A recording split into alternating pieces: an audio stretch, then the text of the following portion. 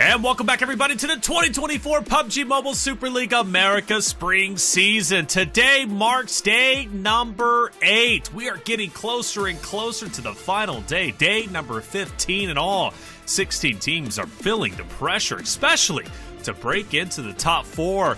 You'll notice the standings a little bit later, everybody. The standings are starting to split, especially when we go from 1st to 2nd, 3rd to 4th, and then 4th on down. There's 4 qualifying spots for the World Cup. That's all you got. So you've got to make sure you're doing everything in your power for the remainder of the days to earn yourself one of those coveted positions.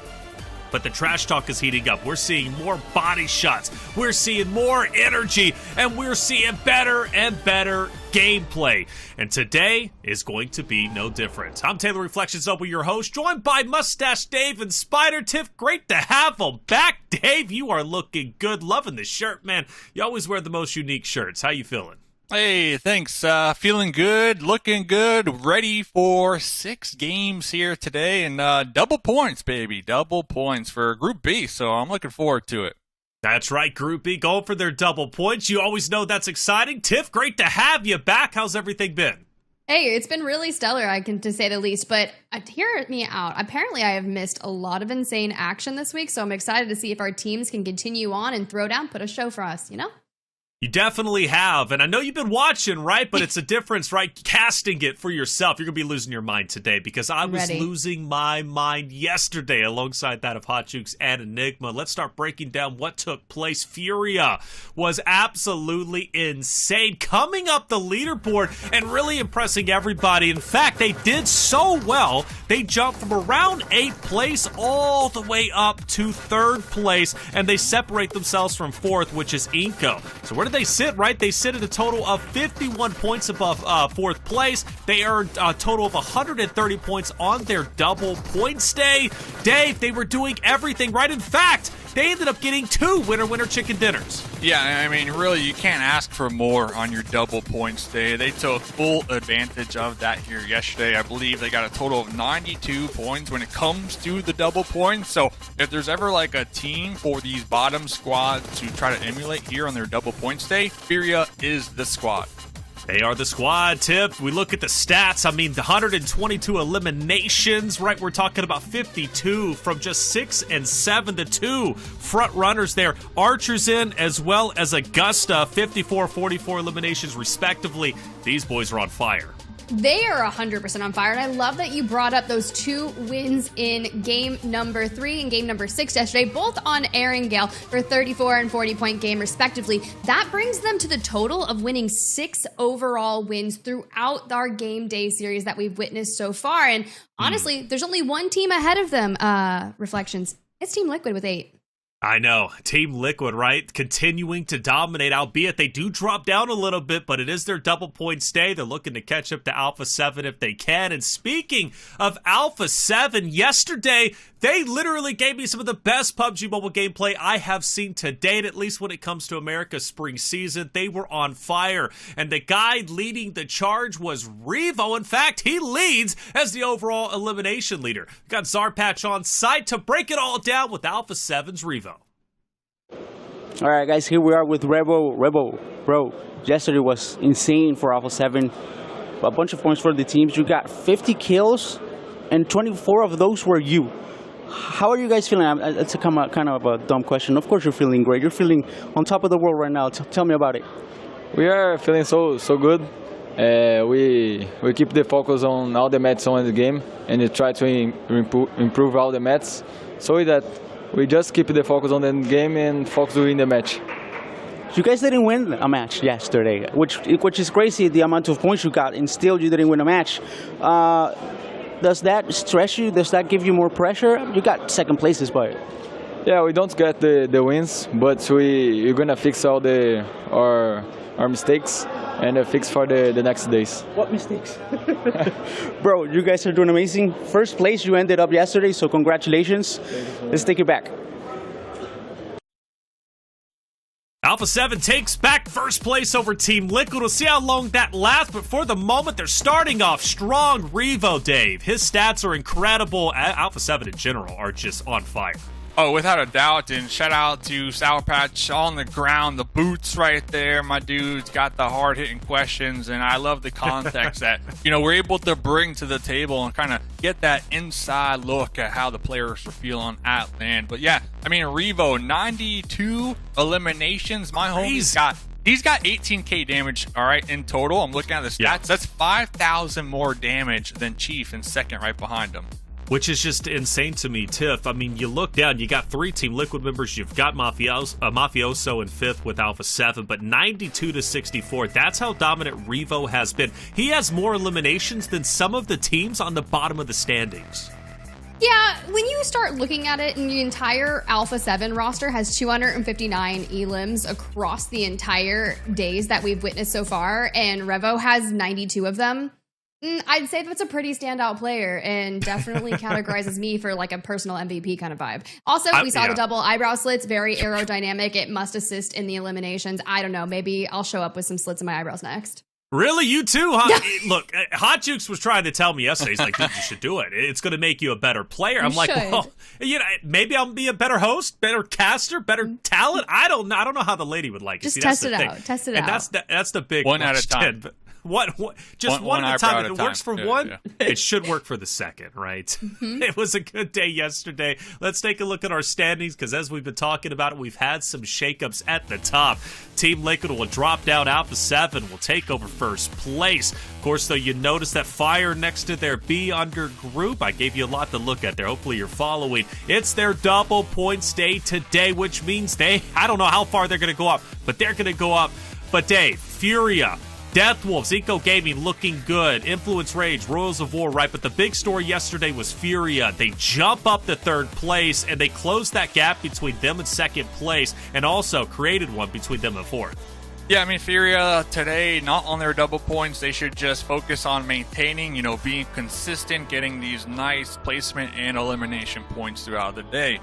Team Liquid, though, without a doubt, I mean, this is a squad they prioritize on that early game, getting the power position, locking it down, and then holding it down at that late game to spring the trap and show up with the whole squad lock and loaded, ready to get the winner chicken dinner, but also the eliminations, right? So Team Liquid, I'm expecting a big day here today.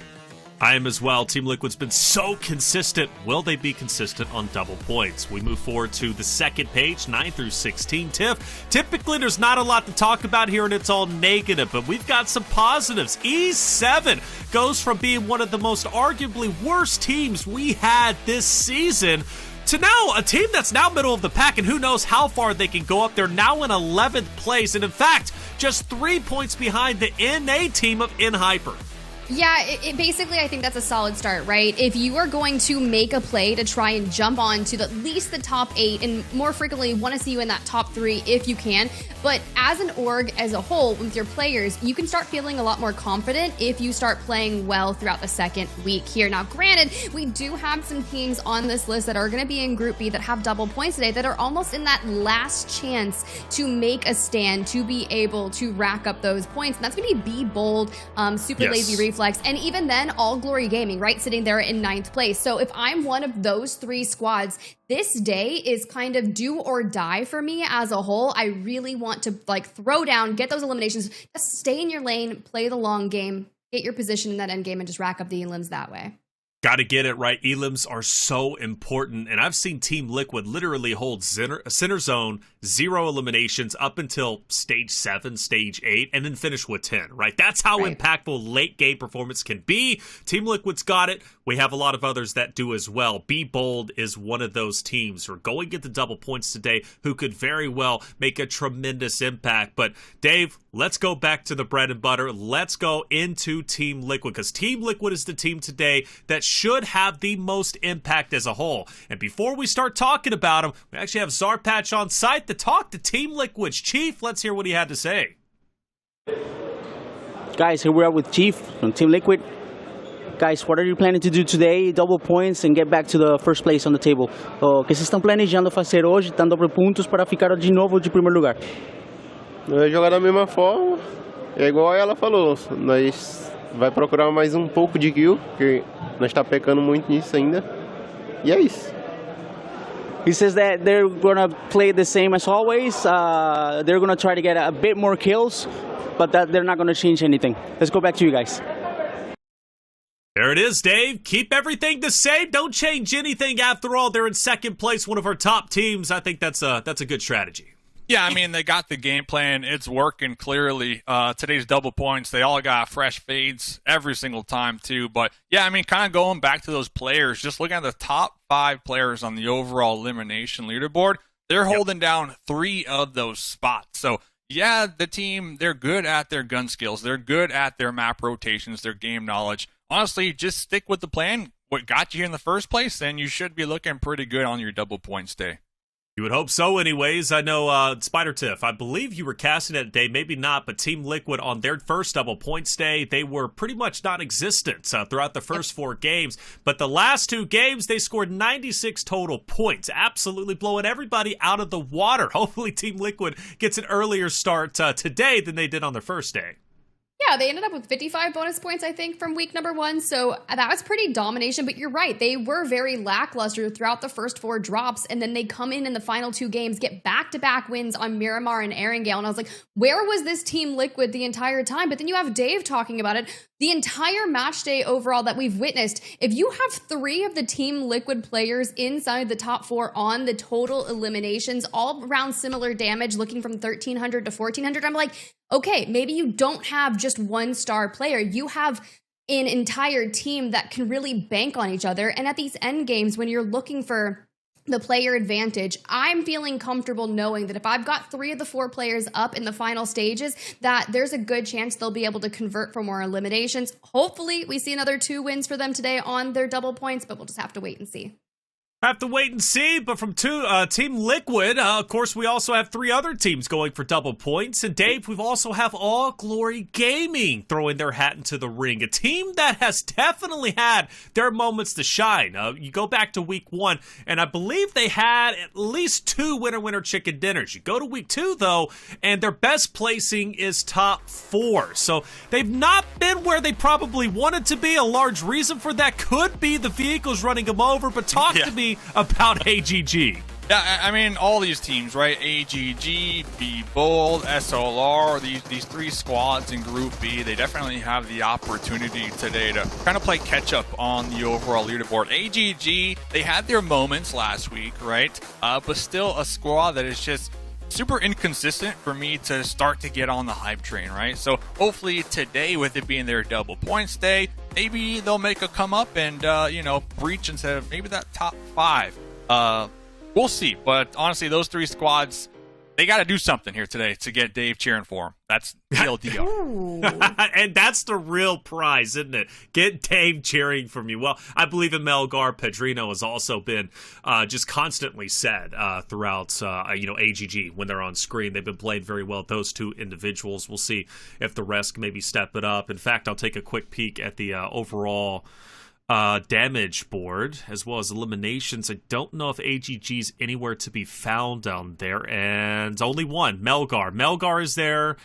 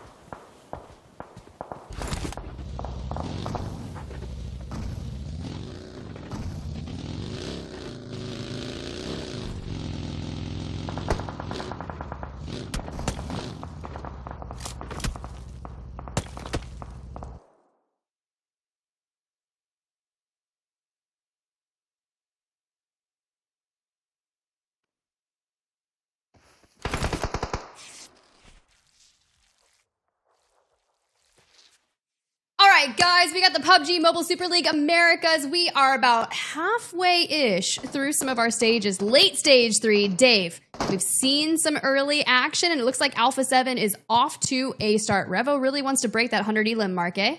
Yeah, absolutely wild. I saw Titan Gaming taking out NRG Galaxy, so two North America teams kind of duking it out there for those yellows on the southwest, and now it looks like Titan Gaming might be up against Worlds of War. So there's a lot of skirmishes happening. Team Liquid in a very dominant position down here in the south as well. Kind of just hoping and praying that these circles continue to favor their power position that they have been holding down for quite some time. And look at that. We get the next circle shift.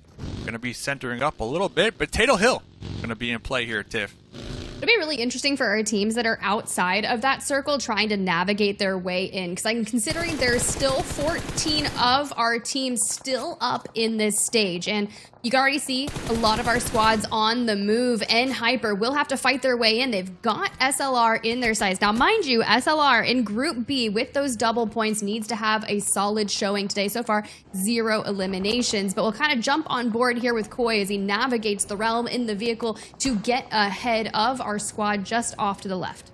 Yeah, looks like they are just sending it, trying to find a safe position to call home, and they cannot catch a break. They're getting shot from 9Z. Looks like they're trying to posture near the iNCO compound. Fortunate for them, they're able to find a boulder, but A7 looking right on top of them. So SLR, just a horrible rotate in my opinion, and they're getting shredded right now. It's tough, right? They went immediately dead circle center, right? So you've got iNCO Gaming right across from them. And I'd imagine that with the nades that you're going to see, it's just going to be kind of this poke battle between, like, maybe we can get that opening damage. But until then, I think it's better to just kind of posture back into the building and play safe, considering there's going to be a lot of squads rotating in, vying for this cover. But I do think it was smart for them to find it. And a cheeky nade through the crevice. We're just slightly threading the needle there. But for the moment here, Dragon just needs to kind of bide their time. Save some of those smokes and such for the end game. Exactly. Pump the brakes a little bit. They are on their double points day, and they only lost one out the mix, so it's not over yet for SLR. Hopefully they're able to group up here. So they are going to be in this building, but it looks like iNCO not opting to share the compounds with SLR, where you see the grenades getting chucked across the way, and they're taking big damage. Woshan there, 25 damage off the rip. Another nade to follow. Netabete, I'm curious to see what this is going to look like if we kind of can evict SLR from the neighboring building. Honestly, at this point, house price is going to go up in the circle for sure. iNCO still with the numbers advantage. 3 eliminations going their way so far. These two teams fighting for a center position in this new circle. Dragon K going for the little pre-fire with the SK-12. Only to find out nobody's there for the time being. I was about to say, like, how many nades does iNCO Gaming have at this point in time? Because the influx on SLR is just crazy. We saw Dragon able to get the res onto Huoshan, who goes back inside looking to cook a nade up of their own. But at the end of time, like, if this goes on for too long, we are going to use all of our nades, use all of our heals, and then what are we going to be left standing? Are we just going to, like, go to fists at a certain point? Now, we've got weapons, but this feels personal. Yeah, I saw a little dagger. Maybe you can throw a dagger or a pan at them next thing you know. But, yeah, it looks like both teams kind of pulling off for the time being, recognizing, hey, we're in the circle. We don't necessarily have to make this push across this open terrain. So it's going to be fortunate for SLR to kind of catch their breath. But talking about teams not catching their breath, Team Liquid with a pull-up right now.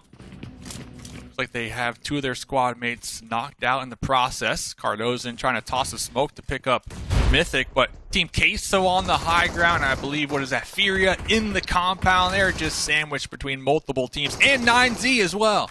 Okay, so we have the whole squad here, yeah. Look at all the buildings taken away. Now, FURIA is coming off the back of a very successful day, and it would be nice to see them be able to continue that here. So far on 0 eliminations, but Team Liquid just to the south of the 9Z building. 9Z on 2, 1 member down, so we'll see how they navigate that, because Team Liquid, we already heard from them. They want to be more aggressive, play the same, change nothing, but get more eliminations, which is wild when you find yourself in second place by just a mere, 9 points. They're close. You're in striking distance to Alpha7 now. Without a doubt, Mythic hiding in the vehicle, just hoping that they don't look in this direction. But the grenade will be finding Mythic in the car. Cadozin popping out and immediately spotted with the third party across the way. 9Z getting a little too thirsty right there. Cresting out of their safety and comfort. Gonna be finding out the hard way. Maybe it should pull back in and turtle up in the building because Hyper's on the high ground. Yeah, NE7 has fallen. Royals of War to fall. But honestly, I'm a little confused with what Team Liquid was trying to do there. 9Z was just able to completely overpower them, but granted, that's just what nades can do, and you can see a rogue nade right there from iNCO to be able to grab another knock. And Hyper on your screen, they're going to be one of the teams that has to fight past this. Now, granted, we're missing out on stars, kind of the IGL of this squad, and I know, Dave, you were really wanting some Hyper standout moments here. How are they going to do this? Listen, Hyper, they're just looking for some momentum, and that's what Stars is telling me. They just need that one game to get that momentum, that confidence going, and let's see, they're going to be making the push here, looking for that confidence, Tiff. That was cheeky, but unfortunately it was Team Queso to be able to grab that knock onto Artruzen, so for them, it could give them the opening to take the building that they need, immediately suppressing that fire straight onto FURIA. But the question is, now that we've got Baton down, can we eliminate the homies and get the res off? Because for now, Team Queso... This is a clown fiesta, Tiff. Yeah. This is what I'm calling a clown fiesta. There's just nowhere to go without being spotted in the approach, and we are losing players left and right. It's true. It's true. At least FURIA was able to be finished off. No eliminations going their way, but Team Queso is just chomping at the bits to try to get involved in that engagement. You saw them lining up some frags to try and put that pressure onto Hyper, who now have 3 eliminations, but elsewhere, Titan Gaming still up 7 eliminations. It's quite that momentum that we needed. We knew they were working with a newer member on the team. We've been chatting about that and kind of getting back into their roles, trying to find that flow, and it could be working. Yeah, I do like Titan Gaming coming into game number 1 already with 7 eliminations. They are a little too split for my taste, but it looks like they're just trying to get these eliminations in third party as many enemies as possible. So this is a perfect zone for them to kind of play the edge and do just that, because we got a bunch of teams just fighting tooth and nail to survive right now. And the next circle does go on up. A7 with 4 up. Dead center. Big chillin'. So we'll get to that here shortly, because 9Z trying to flush out Team Queso. And they need to do just that. Time is of the essence. Blue will be at their backs, and they need to evict Team Queso. Be bold. We were asking them to have some stellar moments. They will fall with 3 eliminations in 8th place, but we're still cooking the nades. Elite here on your screen, just kind of looking in the windows, through the doors, just trying to find any way to lay siege to this building. Nice little shoulder peek, and we're going to push on in, and that's how you do it. You play it patient, you attack from all sides, and just completely eviscerate Team Queso. 9Z doing such a good job at just working as a unit. Now, still got M2M up here on the second story. We'll be dropping down with the double barrel shotgun pre-fire through the window. It is going to be forcing Elite off of the revive here, but they're not done yet. They got one more Team Queso member they need to flush out. And they're not the only other squad here, right? Mind you, Hyper had rotated into the compound just ahead of them. So if they're not careful, there's a good chance that Hyper will do everything they can to set the gatekeep. Here comes the swing by 9Z. We're going to grab that knock onto Elite, the full, and 9Z eliminated. The solo member from Team Queso putting on the skates and doing the work. My goodness, talk about what not to do, and that's peek the corner one at a time right into the barrel of a double barrel shotgun. So shout out to M2M, but we'll get to that because right now Titan Gaming in the shack right here, the death shack, trying to survive. This is tough. This is tough. 1 second to go on that revive. We're going to have that come through. Keep those smokes up, though. We want to make sure that we cut off any line of sight because those frag grenades, they are powerful. Everyone has been throwing them left and right. Be crazy to see the damage from nades alone just based off on drop 1 here on Erangel. Juancho down again. We're going to try to stick the res, but do we get it up and maintain it this time? Yeah, it is going to be a challenge because you got Cardi over here trying to toss this grenade. We see the Molotovs. That shack is just burning right now.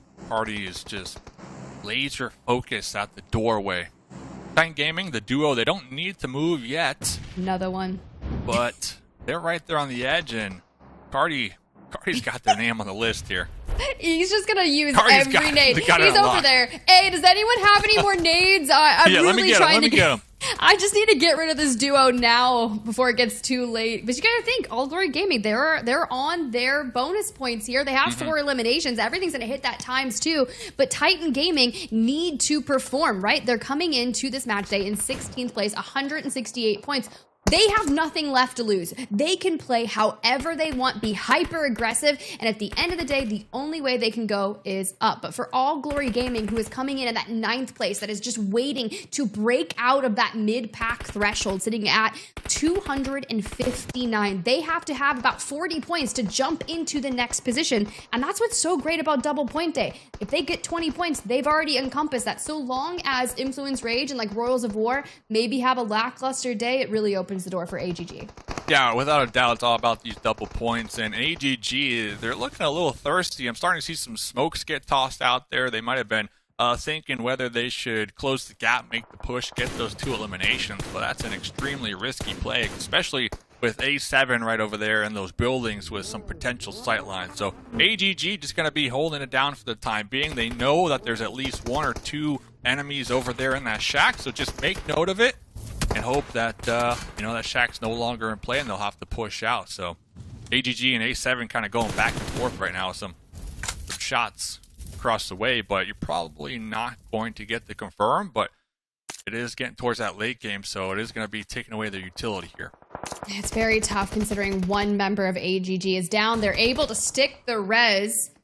Let's see if we can get them back up to full flesh, because as of right now, A7, iNCO, AGG, the only teams here with the full force stack up in play. Now down to the final 5 here is Titan Gaming. That duo has been evicted from their shack. To be honest, it really wasn't that great of coverage, and we knew how much pressure was being put upon them. So for the fact of the matter is, still a solid performance with 7 eliminations, but another team that has 7 is going to be iNCO and A7 on 5 on your screen. You mentioned they had such a solid position in that circle. Now, granted, it is on that southeastern side of things, and Hyper does have to make their way up and at him. Baton down and out, thanks to iNCO Gaming and the cross. But if you're going to have this fight where everyone's just kind of staring at each other, you need to have some type of coverage, and iNCO's got a rock, they've got a vehicle, A7 has a compound. Yes. A7, they got it all going their way here, and the high ground as well. So Hyper doing their best to just kind of get these third-party shots, maybe get some additional eliminations, but they need to watch out the grenades right there. McGrellin to seal the deal on the solo for Hyper. Now here we are. We were talking about Alpha7, their position on the high ground. They're taking full advantage of it right now. Ooh. And one goes down. Nunez down here for iNCO Gaming. We do not have much coverage, but granted, so many people have used all their grenades in the mid game here. But when you've got this 4v4v3, anything could happen. But as soon as iNCO Gaming has to move out of this position, in which they have to, that circle pull is going to force them towards the eastern side. There's really not much coverage that's going to be allowed for them, and All Glory Gaming is just going to be holding from that north side. At the end of the day, I think this is going to go between All Glory Gaming and Alpha7. Yeah, big game for AGG, especially with their double points. Who's the mathematician, though, with the percentages up at the top, though? They only got A7 at 40%. This is late game. We're talking Alpha7. They got the high ground. The whole team, I would say this is like 95% A7 right now, but hey, I'm not the mathematician out here. We'll see what they can do. They do have 5 drop wins so far throughout PMSL Americas here for the spring, and that's pretty solid, right? Now, granted, it's not the most of every squad, but they are the most winning squad left in the game, and now that it's tied up between AGG and Alpha7, that's a fair assumption, because it's going to come down to that battle here as AGG sets their side on iNCO Gaming, having to move here, knowing that one is down and out. There goes the full. It's converted straight onto Vitaly. 1 member left. The question is, who's going to be able to get that elim on to 7, and can 7 pick someone off in the meantime? Yeah, regardless, pretty solid game for all top 3 teams right here. iNCO with 9 eliminations. 7 might be able to get one more pick, but AGG trying to flush them out with these grenades. And AGG as well. You know, a lot of eliminations, guaranteed top 3. So really, really good game to kickstart their double bonus night here. Yeah, that's 100% the way I would want to start things. I think they had a solid showing last week on Group B double points day. But for Alpha7, kind of just still over there, the percentages keep skewing. And I think it bases is on the health of our players. As that changes, the numbers change. But for 7, look what he's doing. Just kind of chilling there. Alpha7 goes down. What? Unfortunately, just let Blue overtake them. That's going to be tough to try and make a play on that. AGG should be able to sense this and just full send. Next circle, there is none. It just straight up centers up. That's why A7 are prioritizing the middle right now. There goes 7 from iNCO, done and dusted. Now we're down to just 2 teams, Tiff. I mean, 9 eliminations from iNCO Gaming. That's a powerful beginning. But for Carrillo, able to open that up with a knock onto AGG. Now, granted, this is still a straight 3v3. Trying to find those angles onto Fran. Now, get him out of that tower. Revo looking for the flank.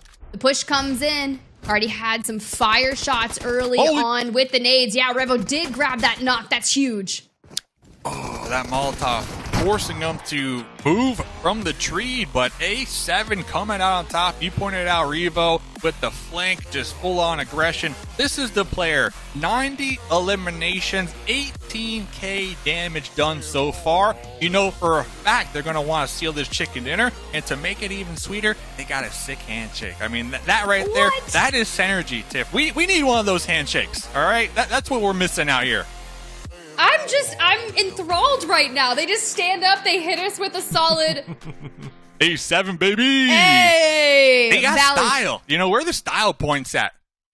They got style. I'm looking at you right in the middle, man, with that nice shirt. You got style, okay? Hey, I think we're all stylish on the desk. And one day in person, we'll get one of those fancy handshakes. Congratulations to Alpha7. Big win. They continue their run up the standings. Well, they're already in first, but at least separating themselves from Team Liquid like they were doing yesterday. They finish in first, 11 points, AGG 10, and then iNCO Gaming sitting at 9. Such a good game with a ton to talk about, but we're going to save that for when we come back for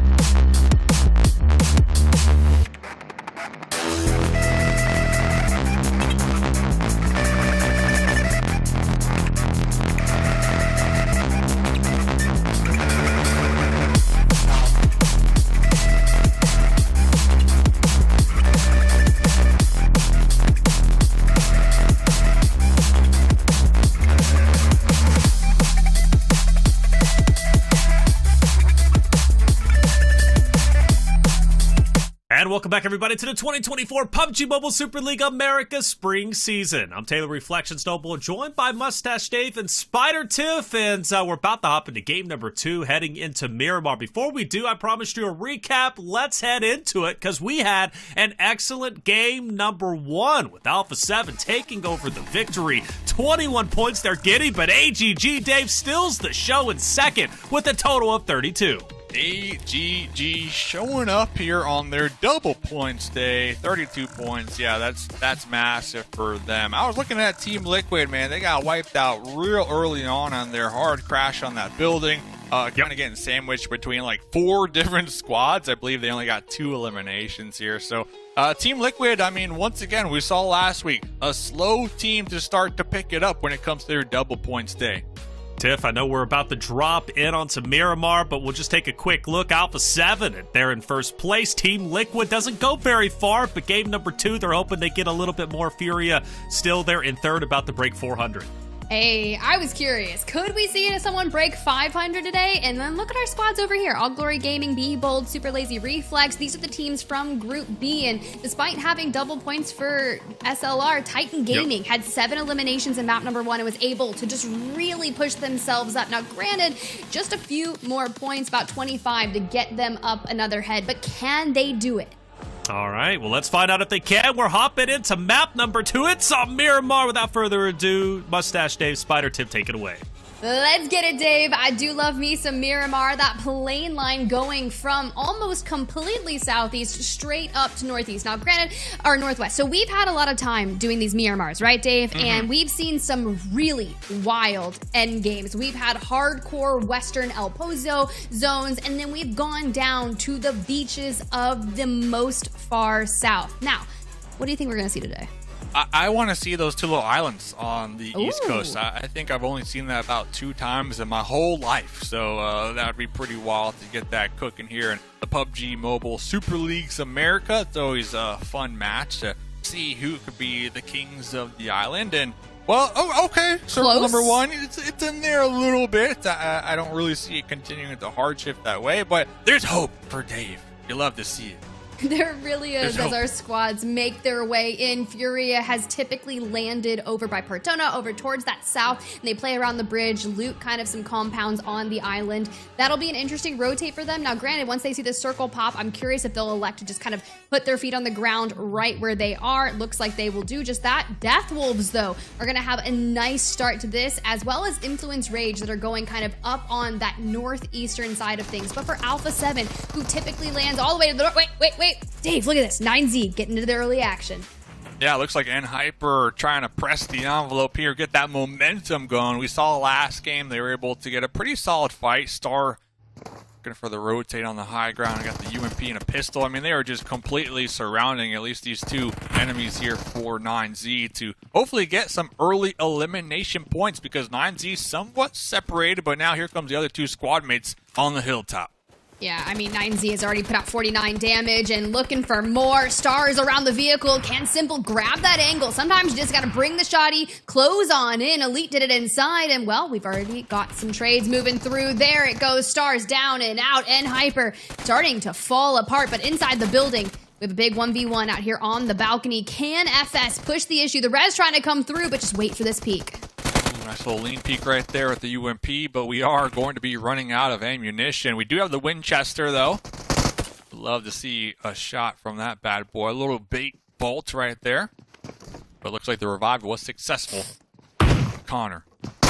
I was going to say, there's just no way that they were going to be able to make that work, because when you think about it, Hyper being eliminated, as much as you want to peek the balcony where that res has happened, did you see the setup that 9Z had? If you looked across towards that fence line and even further, there were 3 members that could have kind of answered back onto that fight, and that was a very solid setup to hit that res and just stick it. Yeah, it was a tough one, and, you know, kind of chatting with Stars before the matches here today, they were kind of letting me in on, you know, the inside scoop, and they were saying that it's a new team, so naturally building the synergy has been a little bit slow, but they are taking it step by step. And honestly, we mentioned it last game, they're just looking for that momentum, that confidence booster, and they just haven't been able to find it yet. But talking about confidence boosters, NRG out here once again on Miramar, looking for the third party on 9Z. I was going to say, you're talking about looking for momentum. I'm looking for third parties. J7 still taking shots out on Elite, who's able to throw Connor into the whip and get out of there. Doesn't matter. J7 still has those numbers. I don't care if you're doing 360s in the desert, 9-7. Like, it's just not going to work out there. 9Z, though, able to escape. You can see 1 member still down and out, but they'll be, you know, still a 3-piece for the rest of it. And NRG, they weren't really able to do too much. Fate grabs 1 elimination, but I mean, so is profitable. Yeah, I feel like if I'm NRG, I'm just full on committing to that one. I'm not going to lie. I mean, what, they got 1 knockout the mix. You saw their opponents. Oh, no, spec. That's a nice way to park it. But they had some sight lines. They knew exactly where the duo and the vehicle were heading. And they also have cars themselves to kind of go for that chase down. And why not? Because they're all the way up there in the northwest, so they need to go that direction anyways. But instead they opted to kind of pull off of that aggression and go back to their looting phase. So missed opportunity, possibly. Regardless, they're going to have to push towards the circle. So we'll see what they can accomplish. Definitely have to wait and see. But for Royals of War on your screen, let's see what they're able to technically make happen. A lot of our squads have been working on making it in towards that next zone. Royals of War pretty centered up in this stage thus far. Aragod becoming a mountain goat out here in the desert, trying to get to the highest peak as they can. We always talk about parkouring through buildings. This is just working the best way, bouldering through the wilderness. Parkour. Gotta do it. Little leap hop. Just don't break your ankles. Thank goodness that wasn't far. But sometimes I can still get nervous. We saw so much of that from Mount Everest in Erringale. Yeah. Over here on Miramar, I'm just like, please do not snap the ankles. They're fragile already.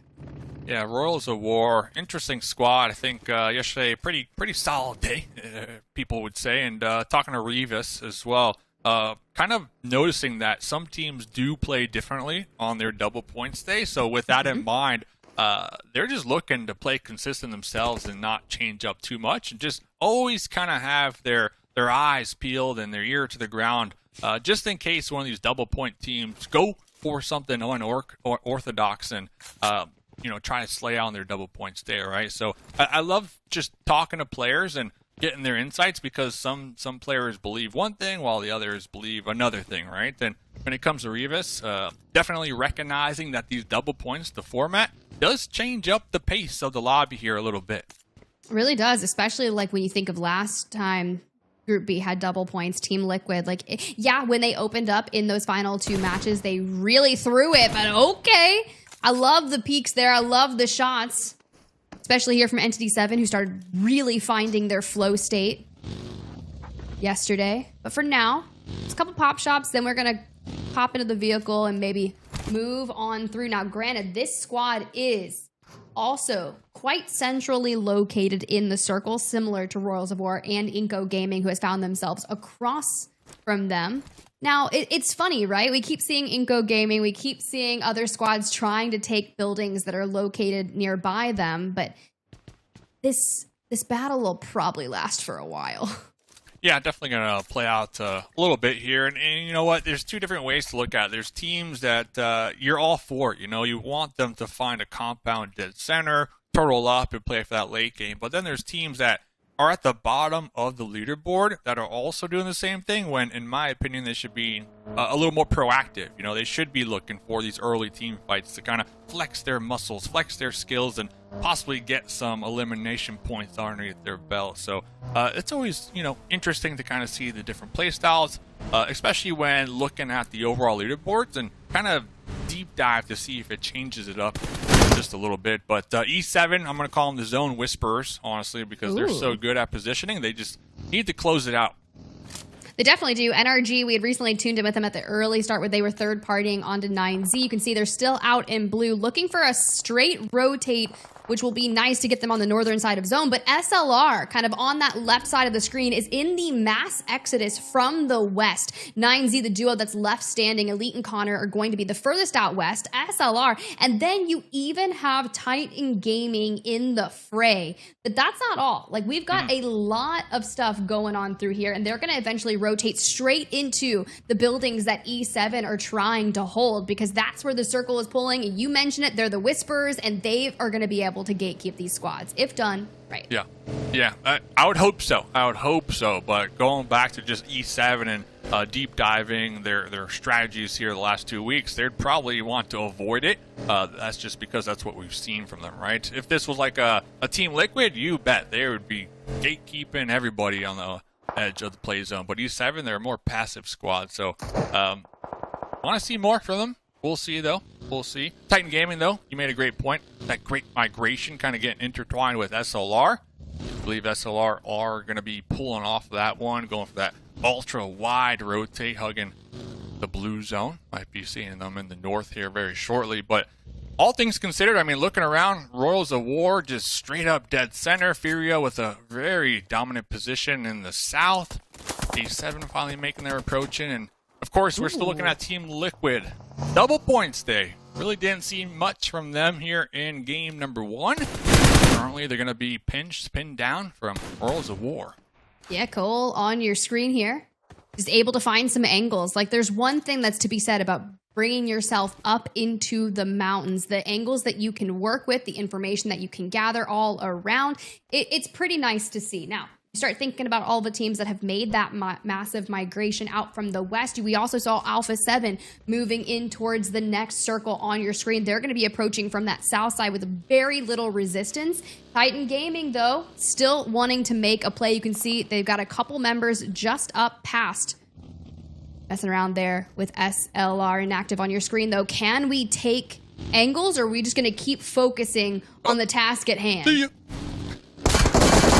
Gassing it a little too much right there. Oh, gassing it a little too much right there, and immediately getting taken out. Let's see what the squad mates of Titan Gaming do here. SLR, they're going to be in the blue zone.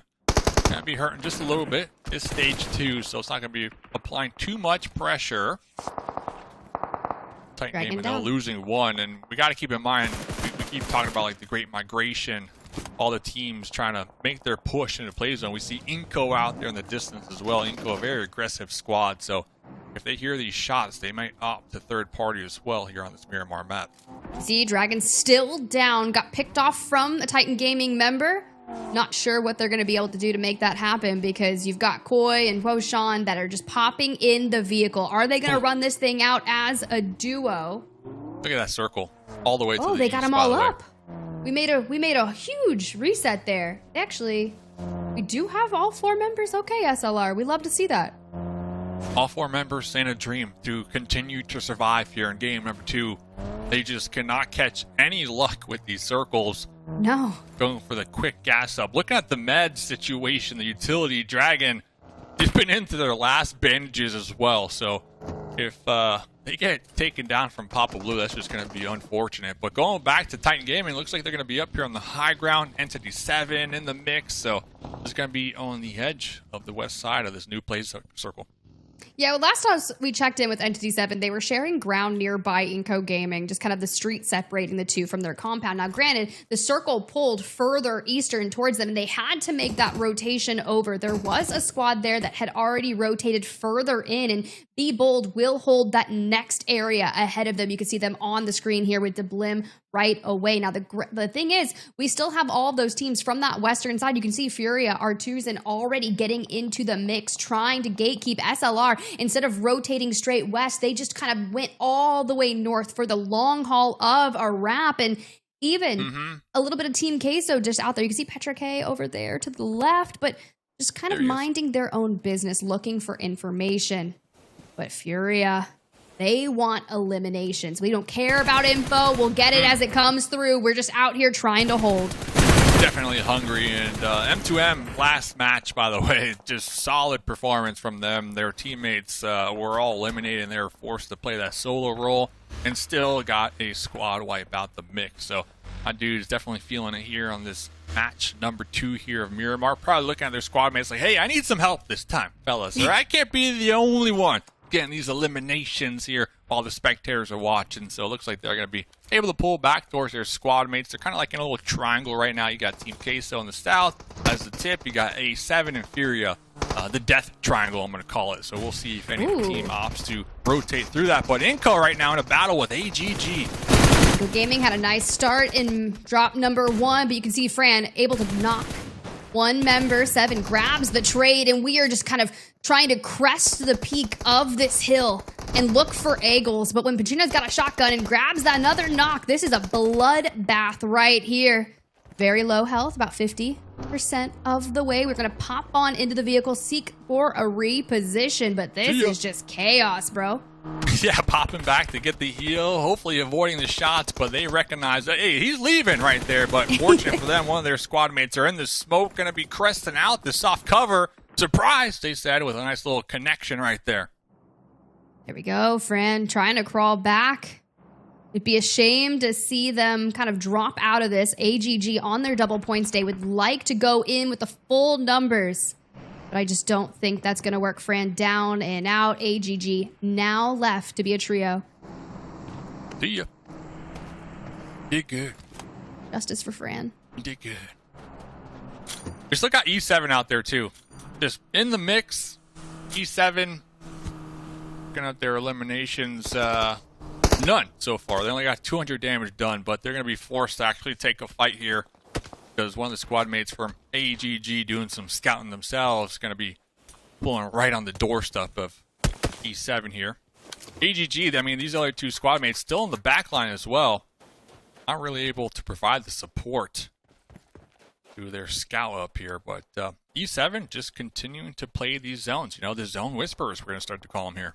I love that name for them, but AGG currently on your screen right now looking for a reset past that engagement. Now, you look to that, they had 3 eliminations thus far, and historically, they average about 2.56 in PMSL America. So really strong start for them, especially on a double points day. Titan Gaming walked away with 7 eliminations last game. However, we're down to just 3 members, and they're relatively split. You got inactive over there in the vehicle on the right, maybe going to go connect up with the squad. Entity 7, though, holding down some nice coverage there on that western side. But when you start thinking about the verticality of Miramar, they have that southern area where a lot of our teams have already focused on going towards the east, getting high ground, and we'll see how that works. But Rules of War, they've been here since the beginning of the drop, and now Doran starting to put the pressure on them. Frag straight to Tonka.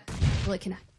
Tonka. The thing is, Dorn is by themselves. You know, the other two squad mates not really in a position to provide the support, you know, the cover fire. The 1, 2, 3, let's all shoot at their opponents at the same time. So Dorn, yeah, being a pest, yeah, getting some damage, but really not going to be able to do much from their position up there by themselves. And they are going to be set back because Red Ox is eliminated as well. One of the top damage dealers from Titan Gaming here. So Titan Gaming, they're just looking to continue to kind of build their synergy. They got Wancho now, their coach showing up.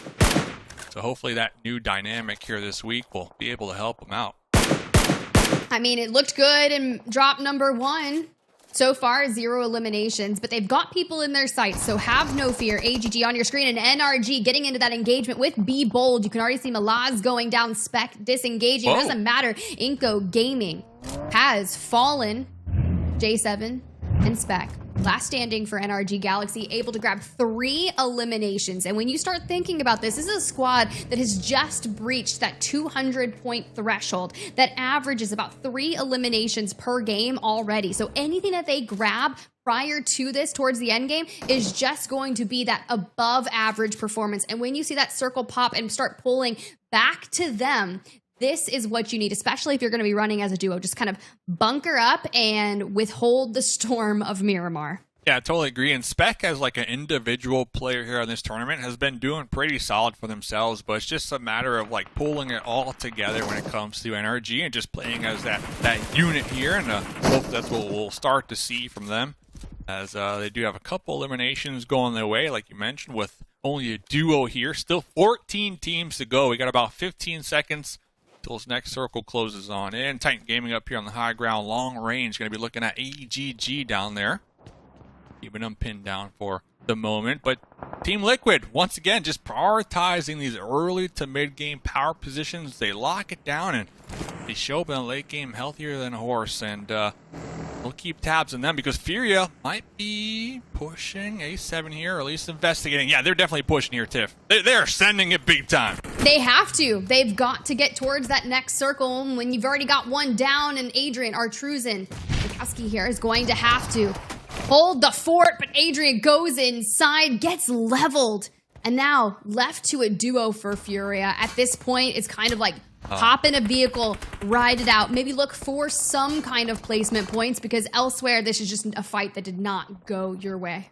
Yeah, Koski didn't want that smoke. I understand trying to play the off angle up here on the high ground, but not really being able to provide the support for your squad mates who were breaching the compound. You know, you lost sight of them. So honestly, what was this position doing then? And well, that, ladies and gentlemen, is the reason why you shouldn't push Alpha7, because they'll squad wipe you. Hey, it happens. FURIA tried to hit that rotate out elsewhere. That migration happening again. Royals of War, Titan Gaming, Entity 7, all Glory Gaming. There's a lot of squads that are in the mix, and SLR is not going to be able to stay alive thanks to Influence Rage on your screen. But for 9Z, trying to hit that rotation straight past Team Queso. We just kind of have to play our life. My list on your screen. Kind of wanting to get back to the squad, looking like they're on a farm over here and some hay Yeah. bales for cover. A horrible position, by the way, but they're just trying to survive, and 9Z trying to do just that. Recognizing that bad position in the hay bales was already occupied, and we see them getting eliminated instantly. But yeah, I mean, look at this spot. Yeah, you can survive. They got a little car fort. They got their vehicles positioned in such a way to block these sight lines if they're prone. But regardless, I mean, you're just in an open field essentially. So Team Queso hoping that people forget about them. Death Wolves here on your screen. 1 knocked, 2 knocked, 2 left standing, but this is just so much of an open area, which if this is how it's going to be for this endgame, we are in for an absolute show. I'm getting some updates here. I was Alpha7 on 6 eliminations. We saw them fighting earlier, right? Even Revo in the feed looking for more onto Death Wolves. Now, mind you, he would be the first player to break through that 100 elim mark. Massive. And they do it here today. Death Wolves, on the other hand, eliminated with 0, and Titan Gaming has not been able to eclipse that western side of the stone. But for now, see, that picture-in-picture tells the story here, Dave. We knew that zone was just going to be absolutely atrocious. Be Bold holding kind of what seems to be some of the only cover in that zone, and everyone else is like, no, we'll get there when we get there. Yeah. Forced to play the edge, essentially. Be Bold, big chilling right here. And Revo trying to lock down that 100 elimination, trying to lock down the MVP of the season. I believe you get $2,600 after taxes. So Revo trying to cash that check here along with the first place, right? Because first place also gets a hefty sum, I believe $44,000. So all about racking up that money, but then also looking ahead at the world stage, and was talking to Mafioso, and Mafioso said, yeah, this lobby, good competition, but we're using it to practice our skills and strategies for PMWC. So that right there is just a winner's mentality, in my opinion. That's kind of how everyone should be approaching it, right? Just keep learning, keep growing, keep challenging yourself to grow each and every match day. And it's so great that this is over 3 weeks and 5 days of gameplay each week. And Revo really wants that 100. Let me just tell you, the full send straight on to Team Queso. The Grelin in hand as well. They'll fall. They're not going to be able to withstand the siege that we just saw come through the hyper-aggressive Alpha7. Now, does Team Liquid get in their vehicles and instantly send it on top of Alpha7? Right now, Alpha7 are in their smokes trying to survive, and they're actually blocking their own sight line. So the surprise attack from Team Liquid is possible. We already see them out there in the distance starting to chuck their grenades, making their mini red zone. But Revo through the smokes on the Chief right there. Major shots. And our Energy Galaxy is going to fall elsewhere with 3 eliminations. The frags, the onslaught going straight to Team Liquid, only with vehicles for coverage there. Chief down and out, and maybe just looking for a full here. Not going to get it just yet. Cardozan just distance from the squad. Can we go ahead and maybe get that? No, we catch fire. Stop, drop, and roll. Team Liquid, they needed to full commit to that play. I'm telling you, they only sent 2 up here within grenade range, and they immediately got clapped back from Alpha7. If they would have just all 4 sent it, kind of like what we saw moments ago from Alpha7 when they took that position from Team Queso, I feel like we would have been telling a different story right now. I think this is the story of Alpha7. Let me just tell you, they won drop number 1 with 11 eliminations, and Revo is probably telling the squad, we need to amp up the aggressive nature here. Yes, we don't have double points today, but something that they want is to eclipse that threshold, and we are 3 away for Revo. Now, granted, they have completely cleaned out the southern side of this. They have a little chunk of cover to work with, whether that's their hay bales and their vehicles, and that's kind of what Influence Rage has got. We've got vehicles, we've got needles and haystacks, we're just trying to make something work, and well, Be Bold, they understood the assignment, they grabbed that cover from the very beginning. As soon as they saw where the circle was pulling, now granted, they're kind of on that more southwestern side. Now that you get that update of where it's going, you know Alpha7 is going straight for Be Bold. Yeah, and you know what else Alpha7 have going for them? Their gun skills. I don't think any other player in this lobby can match their gun skills right now. At least the team's still remaining. So we'll see what these other squads can do. Be Bold in particular, they got the hard cover. They know exactly where Alpha7 are. We already see them prepping for the possible push with their grenades. Pretty much just waiting to see what A7 does here. But they're also going to be keeping tabs on Influence Rage. So I have two different squads try to breach this compound at the same time here. We'll have to see. It's going to be tough. It is going to be a very tough compound to breach. Elsewhere, Entity 7, a duo now. Be Bold still has all 4 up. All Glory Gaming, only 1.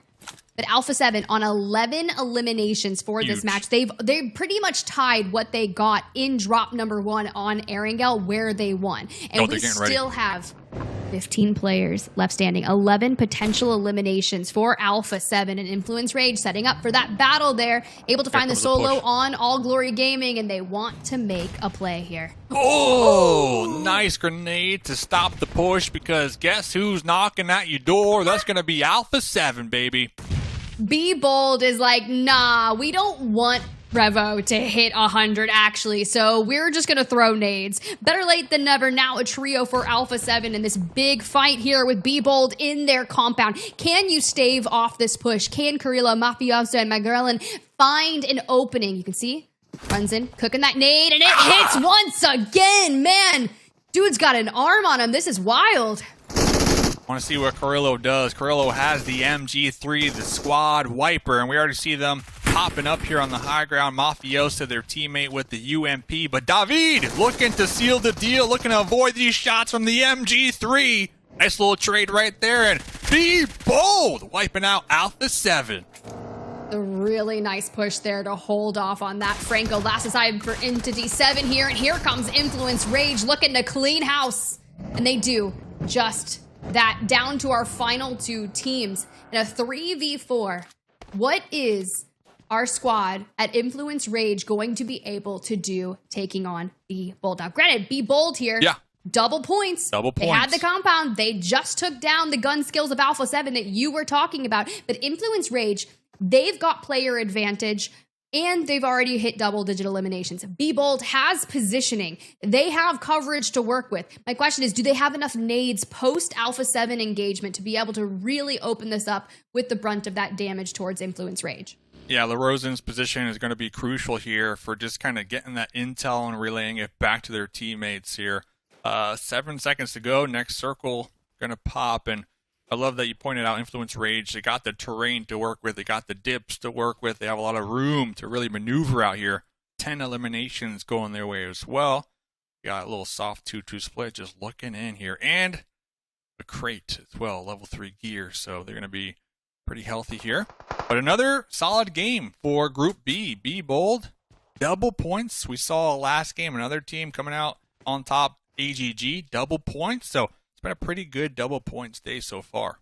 It really has, and I asked in the top of the show, I was like, can Be Bold get their first win? Now, mind you, they are 4 eliminations away from obtaining that goal. The only squad here in PMSL Americas to not have a win just yet. And if you do so with 11 eliminations on your double points day, this will be massive, but you have to get through Influence Rage first.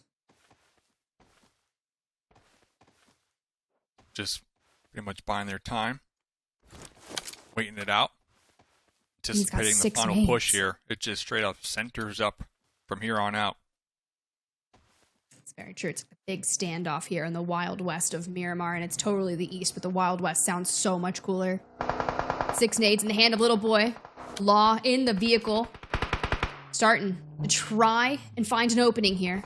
Law's here with the Molotovs too.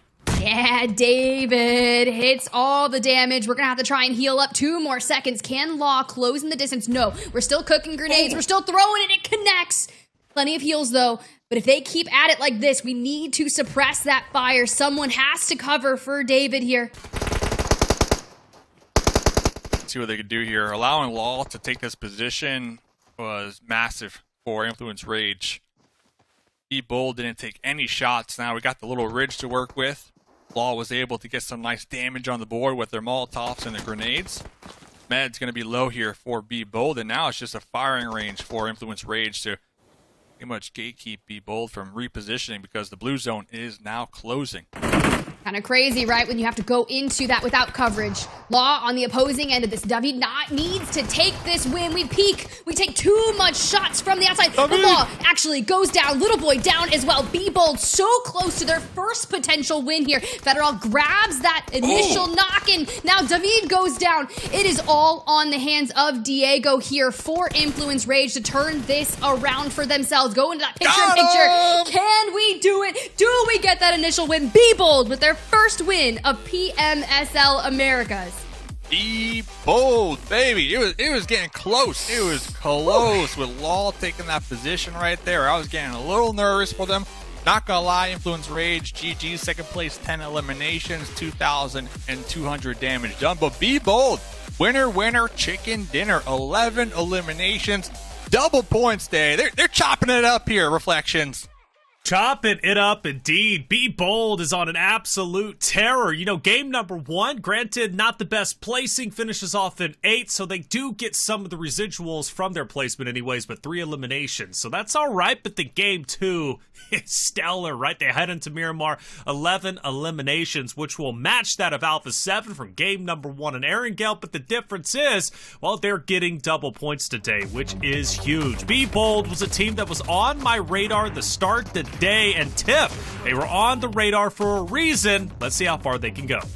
Hey, they need to keep on keeping on. Like, you look towards their complete stats from the entirety of this season thus far, 9.2 average placement. Now, granted, that's out of 16. So when you start getting your first win and you had over 2,000 damage that game, yes, Influence Rage had 2,200, but it doesn't matter because at the end of the day, you got that winner, winner, chicken dinner. You got that extra placement point, and you also get the double bonus points thanks to being in Group B. It wasn't easy to get there, and yes, you had a little bit of luck on your side with that zone consistently pulling. And despite Dave saying that Entity 7 was the zone whispers, at the end of the day, it was Be Bold. It was Be Bold, Dave. It was, and Influence Rage, they got the chicken tenders, but Be Bold got the all-you-can-eat chicken buffet with the winner chicken dinner and also their double points. But this was a critical win for them. They needed to gatekeep Alpha7. They did a great job at anticipating the push and tossing out those pre-nades that automatically took out Revo, the strongest player in the lobby right there, and then they just held it down, and timing was everything for Be Bold in their first winner chicken dinner. Yeah, well done, Laraza, picking up the final elimination there. 42, you can't argue with that. How far can Be Bold go? We saw FURIA on their double points day yesterday make a tremendous charge up the leaderboard. Be Bold could do this very same, and who knows, could go even further. FURIA, they've got to have eyes in the back of their head, especially after the first 2 games. I know they're not happy with it. Influence Rage was 16, E7, shout out to them again. Consistency is key, and I do feel E7 is hitting their stride for the first time when it comes to America's spring season. Of course, 9 through 16, though, not a lot to cheer for in Hyper. Down at the bottom once again. I'm rooting for the boys. You know, game number 1 was all right, 4th place with 3 eliminations. Game 2, though, just not in it for them. One of the first teams to actually the first team to be eliminated. You hate to see that if you're rooting for NAs. We look at our overall, though. Team Liquid will stay in 2nd place. Alpha7, through their consistency, will stay in 1st. Now, a little bit of shifting. Team Queso moves up, Influence Rage, but Tip, what I'm actually interested in is page 2. We'll get that in just a second, 9 through 16, because I want to see where Be Bold ended up moving up, because I think they're close to breaking in the top 8. I hope so. They definitely need that. And let's go ahead and see if they're able to do it. Look, 259 points overall. Prior to this drop number 2 win on Miramar, they were sitting at 217. So we're starting to make some strides. However, to eclipse where All Glory Gaming has positioned themselves in 9th place, plus they're on double points also, that's a large jump. So we're going to need more out of what we witnessed from Be Bold and maybe AGG to have some down on their luck kind of games. But with this being their double point game, you want to also find yourself hitting the top 8. But regardless, Be Bold did what they needed to do. Start their day off strong. And they did exactly that. So they've got some catching up to do. But 40-point games like that, they continue it. Man, that energy level is going to be high. I know they have to be feeling good. David, though, I mean, Dave, we always talk about him, right? He was putting in some work. I feel, honestly, if he doesn't win that fight, that 1v1 against one of the Influence Rage players, I don't think Be Bold wins that final engagement. Yeah, I mean, listen, Be Bold saying be first page after their bonus point day. Like, that's the slogan here. And I think after that massive win, 42 points, that pressure already kind of alleviated off of them with the whole bonus points day, right? So anything after this, in my opinion, is just an added bonus, to the top. Obviously, we always want more, but I think this is a massive win for Be Bold just to kind of start to build that momentum and confidence. Absolutely the case. Well, that's 2 games down and already some shakeups on our standings to be expected. 4 more games to go, and we're hopping back into Erangel map number 3 when we come back. But before we do, we're going to take a quick break. We have an interview with Sarpatches on the scene with White Elegy from Super Lazy Reflex. Let's see what he had to say. All right, here we are with White Elegy from SLR. Double points today. What are you planning to do? Well, so we plan to be more aggressive in Sandhawk and also Miramar when we are on the edge, because we tried it out yesterday and paid well, a little bit better than our old strategy. And for Erangel, we're gonna stay for the same. Yeah. Double points days, does it bring extra pressure? Well, yeah, maybe a little bit, because we're worried about like being more aggressive equals more chance of getting a 0 point. Exactly. Redux. So basically, yes, good luck. Yeah. Let's go, guys. Hello everyone, the all-new 2024 PUBG Mobile Super League event PMSL Pass will be available from May 31st to June 30th. The PMSL Pass has 20 levels and only takes 500 UC to unlock. Get a Dark Arts Gentleman's set immediately after purchase. After unlocking the PMSL Pass, you can view the missions and complete them to get points. Raise your pass level to claim corresponding rewards. Plenty of rewards await you, including the Dark Arts Gentleman set, Dark Arts Gentleman glasses, Dark Legend Smoke Grenade, Dark Legend Avatar Frame, and the ultimate reward, Dark Legend UMP 45. To quickly raise your pass level, you can 1. Redeem points from points voucher redemption codes. You can start by using the redemption code 24PMSL Pass now. 2. Use UC to purchase levels directly. After reaching the max level, every additional level reached will grant 1 PMSL crate. Additionally, you can gift the PMSL Pass to friends who meet the conditions. Send your friends a small gift and complete to see who unlocks the ultimate reward first. That's all for this introduction to the 2024 PUBG Mobile Super League event. Unlock the PMSL Pass, put on the Dark Arts Gentleman set with friends, and collect amazing rewards.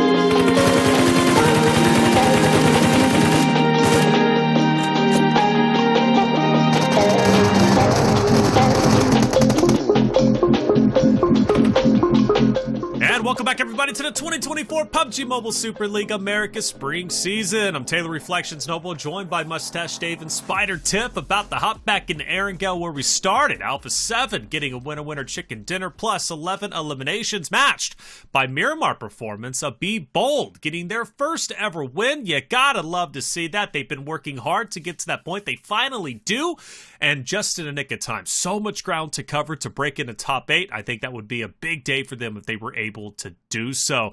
Dave, as we hop back into map number 3, or hop into map 3, Erangel, I want to bring up that big fight that took place, because there was this, and you called it, I believe, a clown circus or something like that, which is exactly what Clown Fiesta. Clown Fiesta, that's when it gets crazy, you know. That's when the spaghetti is in the bowl and you just throw it against the wall and, you know, hope something sticks. Well, something was sticking, or at least Team Liquid was sticking, you know, to the edge of the building behind those cars, and then it blew up, and then, you know, they ended up being eliminated. I know they were tough, but Team Liquid, 9Z, Team Queso, FURIA, and Hyper were all fighting in this one location, and we lost a total of 9Z, FURIA, Team Queso, Team Liquid. I believe FURIA was the only team to make it out. What happened in that fight? Could any team break away from that moment? Should any team have tried to break away, or was it all ego, just staying in place, trying to ego it out and, you know, obviously slay out? Yeah, I think Titan Gaming had like the best game plan in that situation. Instead of sending it to the building for the crash to make the breach and flush out your opponents, they opted to just hold back, play the edge, and play the third party, you know, contenders, and just pick apart anybody that they can possibly see there, and maybe even steal a knock here and there. And I believe they were able to get a couple eliminations out the mix as well. 7 in game number 1. So honestly, it just comes down to, like, do you want a full commit or just kind of wait and see how this one plays out? And I kind of definitely favor Titan Gaming in that situation because of that. Well, fair enough. Titan Gaming, they needed some wins. I know they've been down in the dumps, and a large reason is their communication. I know English isn't necessarily a lot of the players' first language. I don't think maybe any of them, if I'm not mistaken, but I know they're having trouble calming. Obviously, they had that big change. I believe, Dave, correct me if I'm wrong, it was Kindness, right, who couldn't play with Titan Gaming. Pro. So, yeah, he's not there, and I know that hurts. So, Tiff, well, at this point, though, AGG, they're looking to come back strong into Erangel. And the reason why I called them out, not only is it their double points day, but game number 1, they get second place, 10 eliminations. That is powerful. If they could just get over that hump, right? One more team to take out, granted, maybe Alpha7. They could have a banger game and go even further up the standings. They need to, right? They started today with 259 points, and we already have squads that are looking to breach 500 points. And at the end of the day, you need to find yourself in the top 3, which means we need to find ourselves north of at least 400 points by the end of the weekend. And honestly, if not 450. So the numbers really aren't in our favor, but with this being our double points day for Group B and All Glory Gaming, having that opportunity, this is the time to really maximize the majority of your points. 43 bonus points came from week number 1, and I think they need to at least get to that threshold and further on. And a solid start in drop number 1, Erangel, to be able to make that happen. However, drop number 2, Miramar, wasn't really necessarily their strongest. So I need to go back to Erangel for them, kind of stick to what they know and frag out. Frag out is the way to go about it. One of our interviews, I forget who it was with, but he said, you know, I think it was Alpha7, or no, Team Liquid, excuse me. They said they just wanted to frag out, right? They were going to try and slay and get a bit more aggressive, which leads me to my next point, Dave. You know, Team Liquid, they're kind of starting the same exact way that they did on their first double points day, right? I mean, where are they at? That's what I was going to say. I was going to say, is it a hot take if I call 2 chickens for Team Liquid with only 4 more games to go? That's how confident I am in Team Liquid, especially on double points day. That if there's ever like a team in Group B that can definitely pull out the double chickens, it has to be Team Liquid. I mean, we've seen it from them in the past. Yeah, Alpha7, they're doing pretty good here, but all it takes is Alpha7 to take the wrong fight, and that pretty much opens up the gates for Team Liquid to come out on top, because Team Liquid, they're a consistent squad when it comes to just surviving and staying alive for the late game battles, right? So 2 chickens, Team Liquid, I believe. I'm calling it. I still believe with 4 more games to go here today. Ooh. Wow. I believe. I'm boom. 2 chickens. I don't know, Tip. What are you thinking? 50% win rate the next 4 maps? That's a bold prediction, even for Team Liquid. It's been done. It's been done, though. So it's not like it's a bold prediction. Their last double points group showing, they had that back-to-back win in drops 5 and 6, right? A Miramar and an Erangel. However, FURIA just yesterday was able to take maps 3 and 6. So there's a lot of different things that could happen here. You know, Reflections, we'll just have to wait and see like always. That's right, wait and see. And for chat, why don't you wait and see for the PMSL Pass? It's active today to the 30th of June. There's a message pinned at the top of chat with a code and a link. Redeem the code with the provided link to earn 20 points in the new PMSL Pass event. Be that much closer to earning the Dark Arts Gentleman set and Dark Legend UMP 45. Hey, get involved. Like I said, pinned at the top of chat. Here we are. Map number 3. We're hopping back into Erangel. 2 winner chicken dinners over the next 4 for Team Liquid. Chat, you think Dave is crazy or you think he's correct? Mustache Dave, Spider Tip, take it away for map 3. All right, let's do it. Returning back to Erangel, there's a couple things that I'm looking at as our players get their boots on the ground, Dave, and that's Alpha7.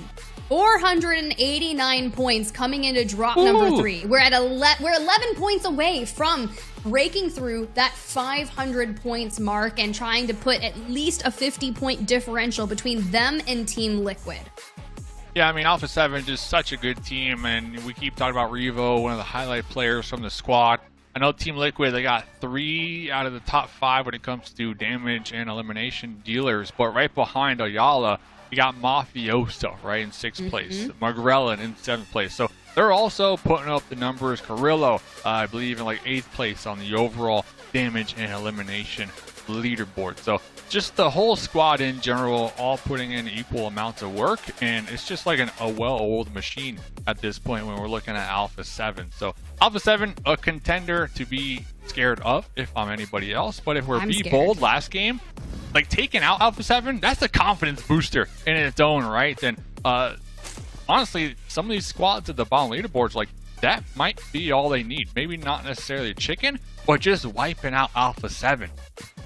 I think that's brilliant, right? That's what we saw. Be Bold had the better positioning. Alpha7 made a very risky maneuver, but they had to do that, right? With the circle at their back and kind of making them move forward, they had to take that engagement. And granted, Be Bold was like, no, we are shutting this down.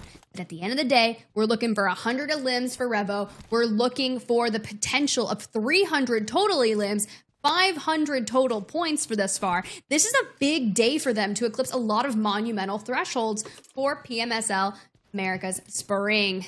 Who knows? Maybe they can make it happen here. But for Team Liquid, you were talking about it. You were asking, you're like, what can we see for All Glory Gaming? Can they break into the top 8? They're very close to doing so. Only 2 points separating them from Royals of War. So they've got to make it happen here. I mean, they don't have to make it happen here. It would just be really nice to see them throw down like a 30-point game and break into the top 5. Throw it down. And I'm always looking at like confidence boosters and like, what is a confidence booster? I think getting a chicken dinner, confidence booster. A bunch of eliminations, confidence booster. Taking out Alpha7 is another confidence booster. So looking at Group B here, Be Bold, they got the confidence boost. AGG, I think their game 1 with their eliminations, they got the confidence boost. Now I'm just looking for like Team Liquid to show up here, honestly, and kind of get that momentum going. And I want to look for SLR, you know. I'm pitching my voice high because SLR, you know. But we just haven't seen much from them in particular. And talking to the squad, it's just team synergy, honestly. Like that's something that has been one of their main challenges, just building that team synergy. And coming from North America online, they change up their strategy here on land. So they're also kind of trying to adjust with that as well. But end of the day, they're trying their best. And, you know, sometimes that's just all you can ask for. All I could ask for is a potential rematch of our end game just happening now. You can see Influence Rage on your screen with Federal here in the buildings. You will see Be Bold across from them. Now, granted, Be Bold is closer towards that next circle and they'll have to hit that rotation in. But if Law wants that revenge and even gets whiff of Be Bold on the opposing side, I'm saying this is a personal thing at this point because of what that end game looked like. Maybe Influence Rage is like, you know what? Maybe we take out David. maybe we eliminate them. I mean, they're sitting on level 2 gear here. We've got a couple frags, plenty of smokes. It's a good sign, but we're going to go ahead and pop into that vehicle and maybe hit a rotation and not let Influence Rage even find an opening. Yeah, it is definitely personal, and you know, I talk about confidence boosters all the time. The opposite of that is getting taken out in 16th position. So be bold, doing the right call, in my opinion, instead of challenging Influence Rage in that situation. And yes, Naya, just play the zones. Honestly, you just had a phenomenal game. Might as well try to repeat that here and get a nice little spot here in circle number 1 in the north. And hey, maybe we'll fight them in the future. Maybe they'll push our building here once again and just play it out. So I love the fact that Be Bold opting to just prioritize the zone right now. It's smart. It worked for them in drop number 2. Would love to see that happen for them now. FURIA, though, on the opposing side, only had a 1-point game in drop number 2. So it's tough, right? And this is a squad that we're like, okay, look, you've got a large margin to overcome, to find yourself in the top 2. And you're fighting against a squad that's in second place that's on double points. So knowing that they had a very strong showing going up north of 130 points, give or take a few just yesterday, finding consistency. It started in drop number 3 yesterday, and this is drop number 3 already, right? They won Aaron Gale in 3 and 6. So can they do it again here today? Well, that would be absolutely wild. But they're coming into today with 6 overall wins, 2 of them coming from yesterday. But I would love to see them jump onto par with maybe Team Liquid's amount of wins. That is the question that we'll have to find out here on map number 3 as day 8. We're at the halfway point. When did you say of the overall tournament here? So over half. Yeah, over half. Quick math right there. So definitely want to see some of these squads definitely improve from, say, week 1. I know for a fact a lot of these teams, after almost every single day, they're just straight up VOD reviewing and just trying to pull it together and come up with some game plans for the next day. So the hard work is there for all these players, and now it's just a matter of just showing it on the battlefield. So we saw Alpha7. They're going to be pushing out of Georgia Pool. They're going to be on the east side of Georgia Pool. And across from them in the cube area is FURIA. I'm pointing this out because both of these squads have some good positions to possibly choke pretty much any rotators moving further into the zone as the circles continue to progress. And I believe both of these squads recognize their positions and how strong they are right now. So they're just going to be doing their best to hold it down and seeing if anybody rotates through their pathway. And talking about rotates, Team Queso looking for possibly the top of Mount Everest or these compounds down below. Be holding it for the time being. Not a bad place to kick off your journey here for drop number 3 in Aaron Gale. And now, granted, we did see a hint of that first circle on that opening moments of this match, right? And Alpha7, Deathwolves, they already land so far to the northwest that they just pretty much have their backs cleared. If anyone's going to contest with anyone, it'll be about this time once that circle has to force them to either rotate, but I'm not really sure where it's going to take us. Will we pull more central? We'll just have to wait and see. Speaking of central, Royals of War on your screen, just a bit out of the center circle here. Now, they've got Team Queso nearby. 9Z on the opposing side will run into some issues here on rotations. A lot of squads making their way on in. Team Liquid, SLR, iNCO Gaming. But it's funny because a lot of these teams run into the same squads over and over. Yeah. And it is week 2, right? We're learning rotations. You mentioned the VOD reviews. We know where people have been dropping. And this is a wild pool. Yeah, huge circle shift down here, hard shift down towards the south. NRG in a nice position to pretty much get easy pickings on whatever compound they want to hold down. We already see everybody in their vehicles just sending it into this circle. You were talking about Royals of War. They were going to be on the rooftops. They have a nice opportunity to maybe pepper some shots downrange onto moving vehicles. Looks like Team Queso did take up the left chopstick here in Gatka. But yeah, this hard shift just kind of throwing a wrench in everybody's plan who was hoping that the circle centered up here on circle number 2. It said, nope, we're going down south. So yeah, I'm like laughing because if you see just the map stream in general, it's everyone outside of circle just 4 deep vehicles. Sending it. We are just all on mobbing straight towards it, and it makes Alpha7, who had a large rotation, they got ahead of the curve, and they just kind of pop on out, start taking some shots at Entity 7, and then still keep on moving. And if you've got some members of FURIA just lone wolfing it out onto Mount Everest, looking for information to be able to relay to the team, on board with Entity 7, job's not done, right? Deblim on your screen, still on the outsides. He's going to have Death Wolves just ahead of them. When you're split with your squad, it's going to be tough for you on over. Titan Gaming did find some semblance of cover here. Get around Titan Gaming. QBZ 6 times, that thing jumps for sure, but they're going to be having some hard cover to work with. They are going to be grouped up as a unit here. Nice little aerial shot. Alpha7 with a little 2-2 split going on right now after their successful rotate from North George. Not even getting scratched in the mix, and E7 finally grouping up. So everybody starting to group up for the time being. We do have some traffic jam action going on.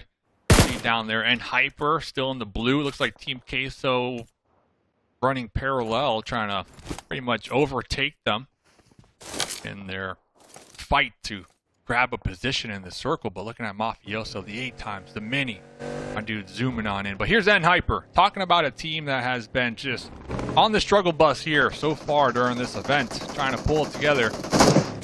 Baton out here, proning, trying to take some shots, connecting a couple of them.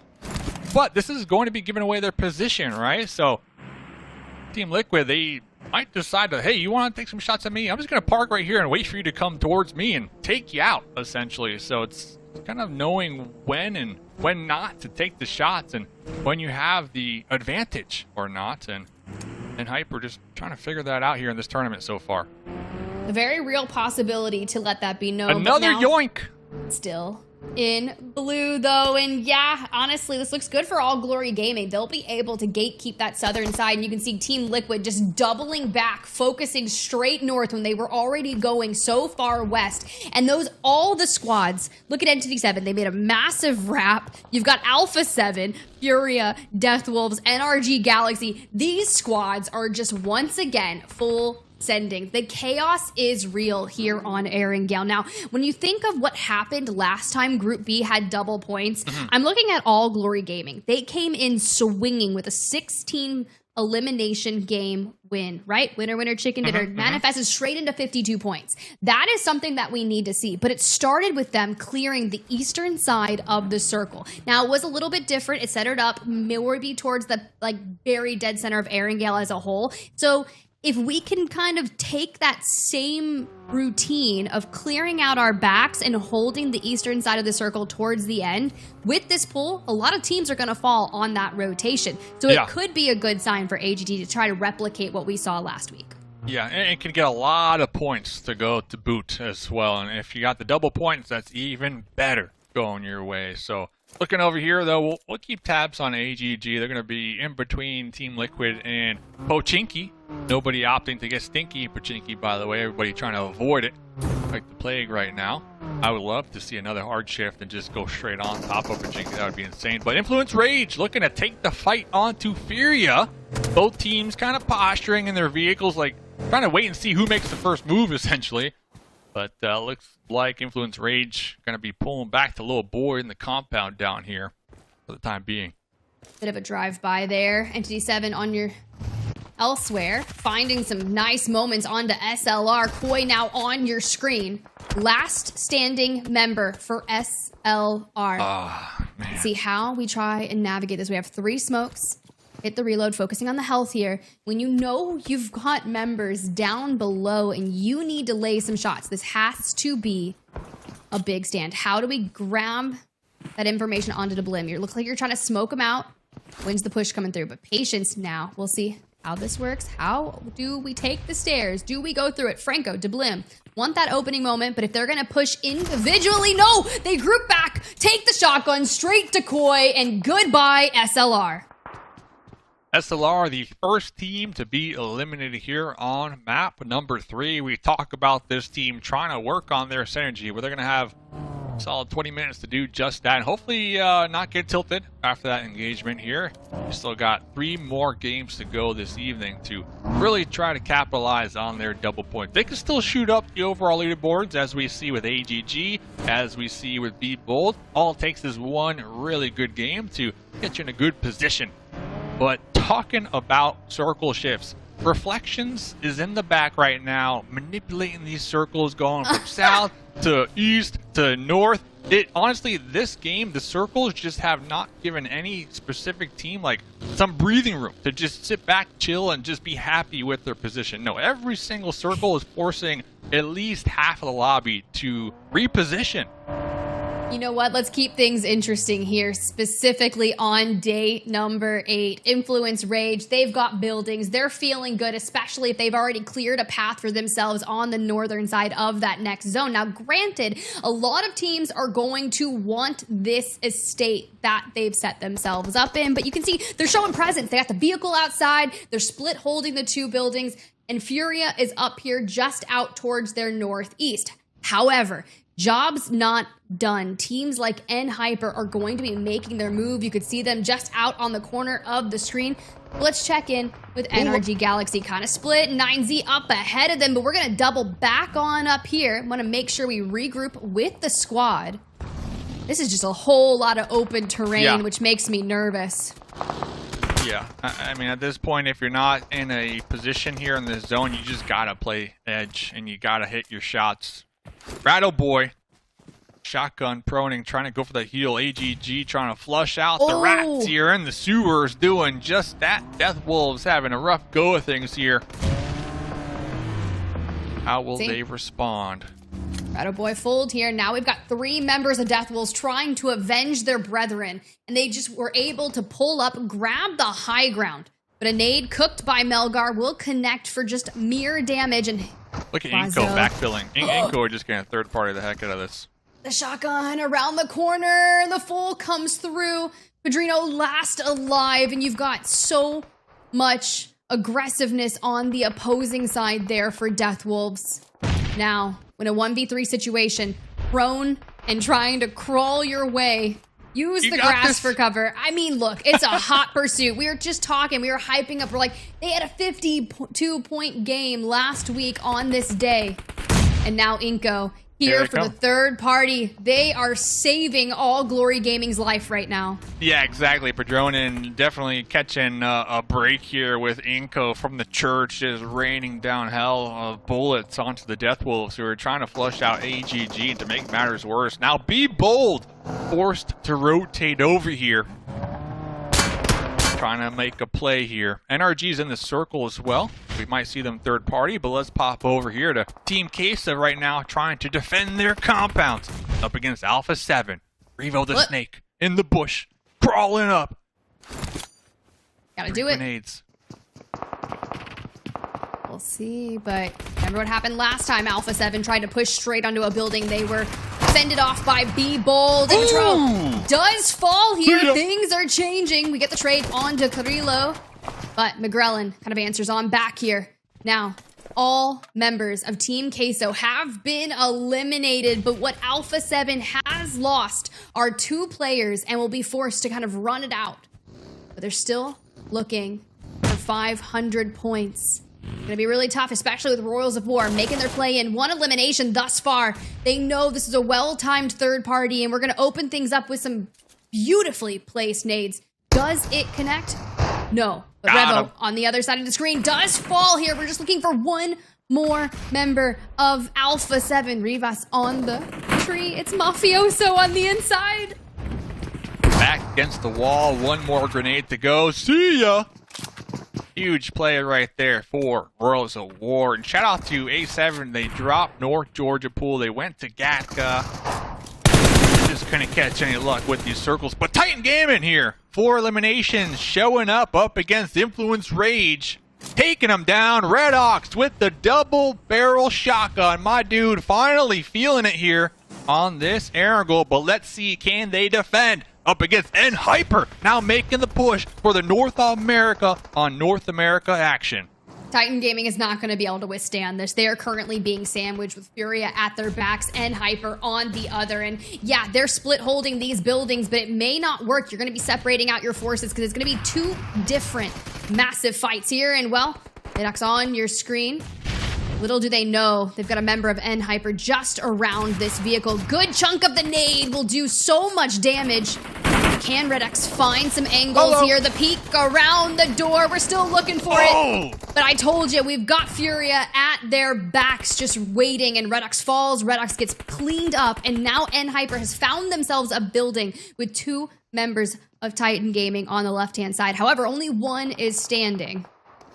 Wancho with a nice grenade to keep Hyper at bay. We see the smokes, Hyper preparing for the breach here, looking to close the gap, but these grenades keeping them at base. The revive is going to be successful from inactive. FURIA still on the outskirts, just third party in. Both Hyper and Titan Gaming. And let me remind you, this compound not in the next play zone. Inactive going for a massive grenade. But Hyper, they want to flush him out. Now that we've got two players up, this is going to be really tough to make this work. If the nades can do the brunt of the damage, it will make this just a little bit easier for them. But you can already see Hyper on your screen, all with frags in their hand, ready to unleash the chaos onto Titan Gaming here. On 5 eliminations, which is also a pretty stellar start for them. Mind you, look, they got 9Z just ahead of them. Hyper has found themselves in 11th place overall. Elsewhere, Team Liquid starting to find a bit mixy there. This should be it. Yeah, that's it. Inactive, 1 HP, catching the grenade to the dome right there. Hyper pretty much allowing Papa Blue to just let them come towards them. 3 eliminations. Looks like they're going to be leaving their squad mate to bleed out in the blue, and they're going to have this circle edge themselves for the time being. Next circle does pop. Worlds of War right in it. Team Liquid down here in the south still alive. 9Z, though, trying to defend right now up against FURIA. That's going to be a big one, right? A nice 4v4 isolated on the northern side. Good shouts on Team Liquid. They're going to be able to hit a reset and get all 4 members up. Maybe Chief and Co can join up with Ayala in the zone, who's really already scouting out for the positions. But for 9Z here, this big battle between them and NRG. NRG is so far outside the cover, and Chief is doing what he can to finish off Aragod.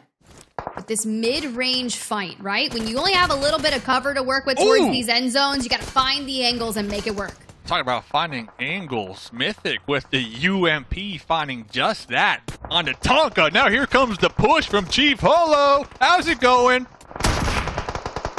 Oh no. Mythic down, Chief down, Cardozan last standing here for Team Liquid. Can we finish off? But you've got to fend from so many different sides. You are surrounded. Royals of War on your western side, Death Wolves to your north, and iNCO Gaming towards your east.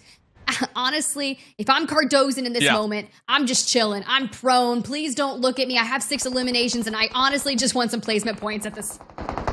6 eliminations going the way. And now Hyper going to be showing up here on the west, trying to sweep up all the points possible. They do have 2 squad mates bleeding out after that last engagement. 5 eliminations going the way, but Baton, instead of going for those pickups, trying to flush out Cool Goat down there. Interesting here. Kind of just looking for a lay of the land. Oh, no one has 4 team members left standing. 9Z has 3 up with 1 that could be res to maybe make those numbers all 4 up. NRG Galaxy 2 up, 1 needs to be resed. FURIA a duo, but for right now, Royals of War on your screen. Cole, last standing, but at least they had 4 eliminations to be had, and just everyone in shambles with the way the zone has pulled. Let us in the chat feel that energy for NRG and Hyper. Too late. Chat, that's on you. All right, that's on you. David with the cleanup, with the scar right there, but it's not over yet. Baton cooking it, getting ready for the long throw on the Cool Goat. Is that good? And it's good, baby! That is wild. Let me just say, Royals of War eliminated. They have fallen with 4 eliminations. Elsewhere, be bold to join them. They were down to a solo, but it has been snuffed out. We turn our attention towards the remaining 6 teams here on drop number 3. FURIA, 9Z, and Hyper, Team Liquid, Deathwolves, and iNCO Gaming. At this point, 9Z did get the res, so they are the current team with the biggest player advantage. They've got that northern side. I honestly think they just start to sweep, and it looks like they're choosing to maybe full send onto the duo of FURIA. Oh, look at this. Trying to take out Kowalski with the shotgun. There we go. Finally getting him. FURIA. Only one more teammate alive here. 9Z. Trying to flush out that last point here. iNCO doing the same thing in their vehicles. Meanwhile, Hyper still with the duo. Gonna take this zone. Oh no, surprise! Cardozen from Team Liquid with the AKM, with the quick flush. That's gonna set Hyper back a little bit here. It was a quick attack, and I love to see that it was super effective. Cardozen can just go back, be prone, lie in wait. 7 eliminations. Now, granted, you're a solo out here just trying to do what you can into the top 5. Mythic, before they went down, were able to grab 4 eliminations. Now, I'm keeping my eyes. We have no nades, no smoke to work with, just a tree and some vehicles, and the onslaught from iNCO Gaming, taking it straight to Cardozen. That is just wild. FURIA eliminated elsewhere, and Team Liquid going to join them. iNCO Gaming on 5 elims. And Hyper, though, you were talking about them a lot. 7 eliminations and a solo left. Honestly, 9Z should be able to overpower this. They have all 4 players up and going. They've got the advantage. Yeah, they do. Star, though, top 10 Bush NA right here. Hoping and praying that 9Z take the fight with iNCO, and then maybe allowing Stars to get at least the 2nd place, or even maybe pop up at the end with a surprise attack from the bush. Oh boy, here we go. It's honestly just a couple drive-bys over there in the vehicles, just passing like ships in the night. Full breeze. Look at the helmet. Level 1 damaged. Level 3 vest, though, looking pretty healthy. Besides that, not much to work with when it comes to utility. Looking at Star. I'll have to keep tabs on them. Gotta looking be patient. like a 9Z game. You know, honestly, just play dead over there at that point. You're just kind of vibing. Make a play for it once 9Z fully sends iNCO. It's only a matter of time. Now, granted, I think a lot of it is going to start once we see what happens here. And once Blue starts to encroach on the territory and moves. Okay, iNCO Gaming already has that good majority of space that have taken in that southeast. Now 9Z just has to move forward a little bit. Won't be too bad. Stars will likely roll prone and just kind of crawl on in and just bide their time. Heads up play from Elite right there in the vehicle with the TPP. Get a little more sightline action here. Just trying to pinpoint the opponents here. Looks like the entirety of the squad trying to do just that, but they do see the smokes over here, so it's going to be an indicator. There's some enemies. Yep, now we see them. This is good news for Star. It's happening. Everything that you were talking about is happening. 9Z on a bit of an information gathering.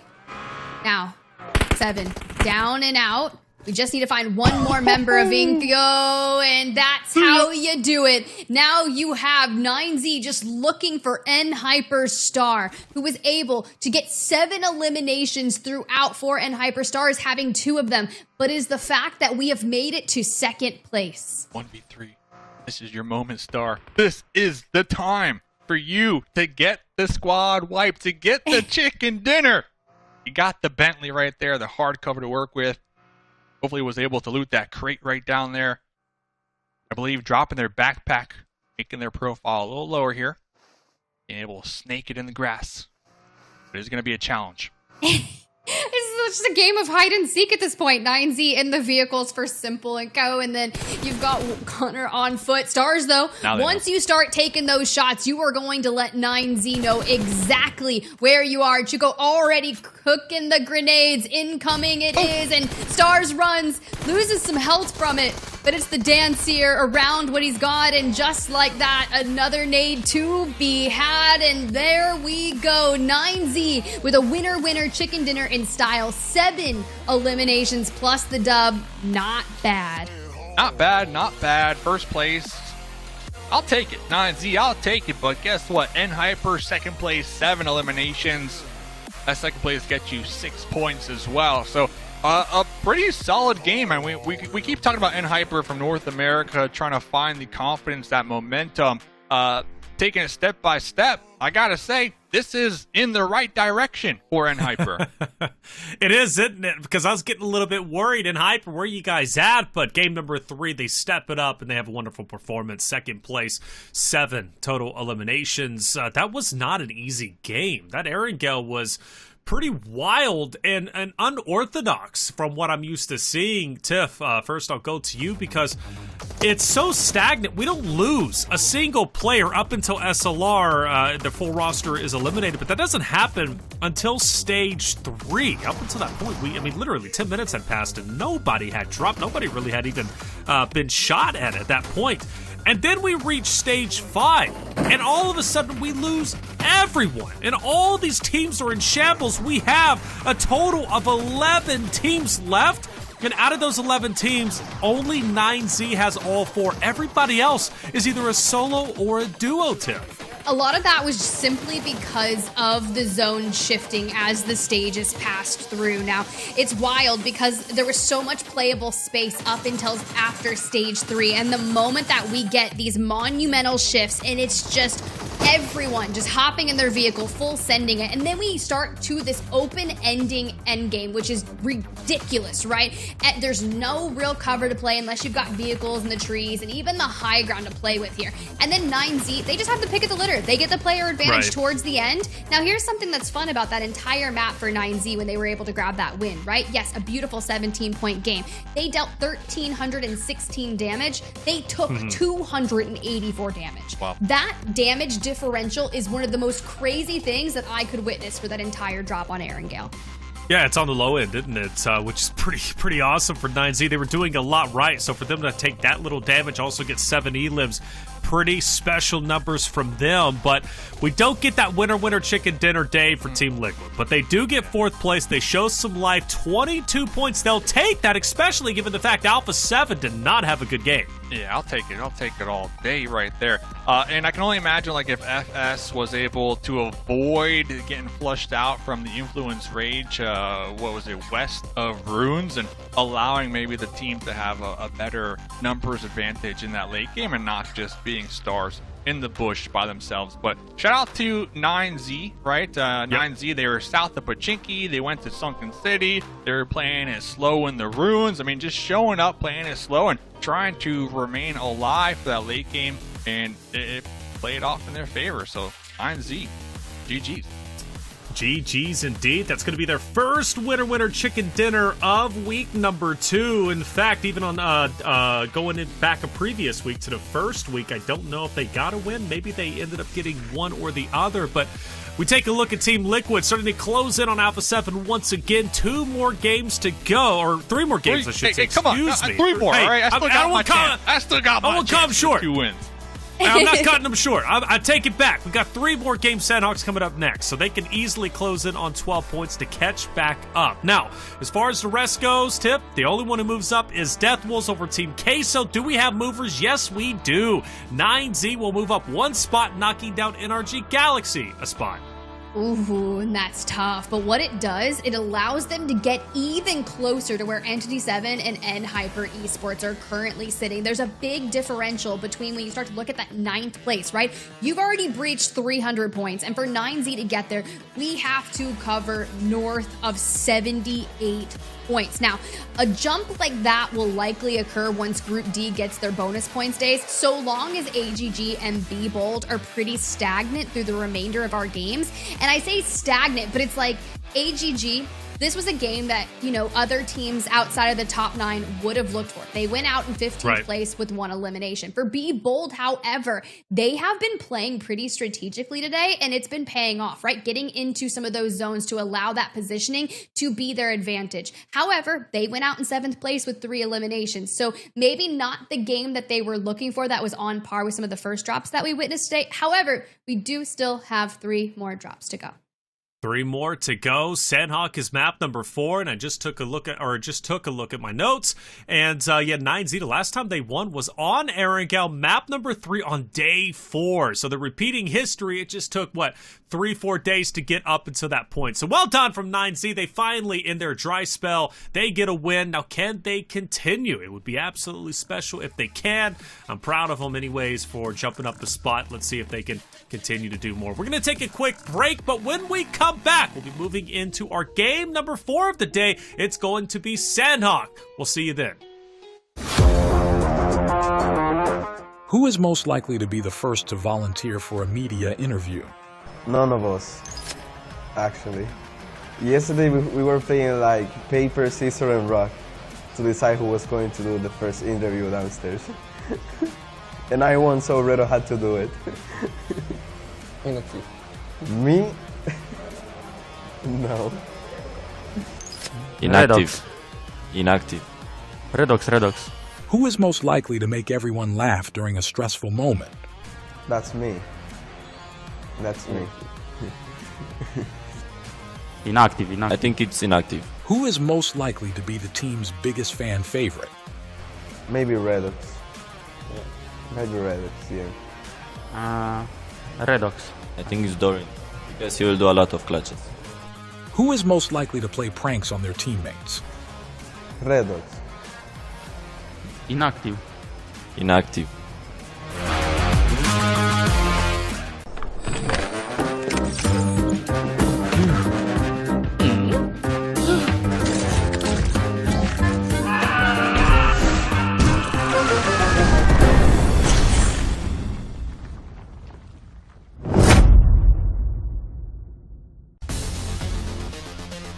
Hi everyone, PUBG Mobile Metro Royale Chapter 20 is coming soon. Curious about what new content there is? Let's take a look.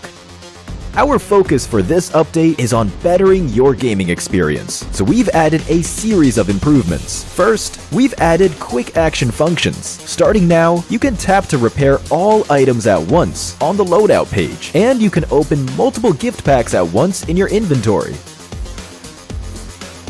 We've also improved the firearm status at the start of the match. During the preparation stage, firearms will be reloaded by default and will be set to full auto firing mode. These improvements all aim to save your time while improving efficiency. Additionally, you can now earn EXP from Metro Royale matches. In other words, playing Metro Royale will now contribute towards raising your player level. If you bring a companion into Metro Royale, they will also earn companion EXP. Chapter 20 also brings brand new honor rewards and collectibles. What's different this time is that after you get certain gold collectibles, they can be displayed in your personal space of the main lobby. You also have the chance to unlock home collectible decorations. Place them in your home to show them off to your friends. With the new version update come enemies who've already infiltrated Metro Royale's Arctic base and Misty Port. While you're out exploring, stay vigilant in these areas, as Striders are active there. Oh, and we've also added 2 new firearms in this update, the P90 Cobra and P90 Steel Front. Don't forget to try them out. That sums up all the new Metro Royale content. Chapter 20 is about to begin. Hop into PUBG Mobile Metro Royale and experience it for yourself. We wish you all successful evacuations and bountiful loot.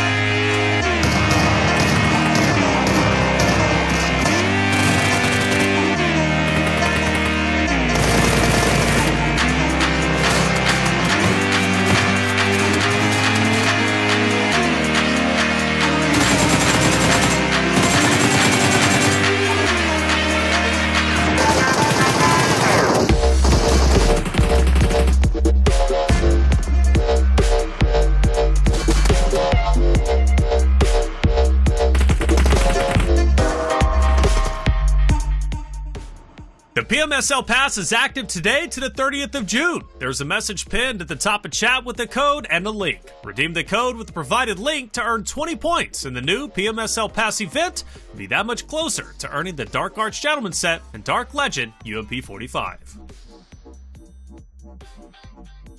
And welcome back, everybody, to the 2024 PUBG Mobile Super League America's Spring Season. I'm Taylor Reflections Noble, joined by Mustache Dave and Spider Tiff. 3 games down and 3 more to go. Sandhawk is coming up next, the odd man out. This will be the 8th time we've seen it so far. We only see it once a day, and it's always a treat when we get an opportunity to drop in on some good old Sandhawk. Dave, only 3 more games to go for Team Liquid to go back. Well, not back-to-back, but at least get 2 winner chicken dinners to get close with 4th place. You still feeling confident about your prediction? It really depends on whether or not you'll be controlling the circles again this game, like you did last game with the hard. We had 3 hard shifts. Yes, not usual here. So it all depends on where you want these circles to go. Reflection. So be easy straight on to the Team Liquid. Ooh. Straight to the water. Team Liquid for a reason. They're good water sports. Hey, look, they're going to take them out. Okay, whether it's on the boat, swimming.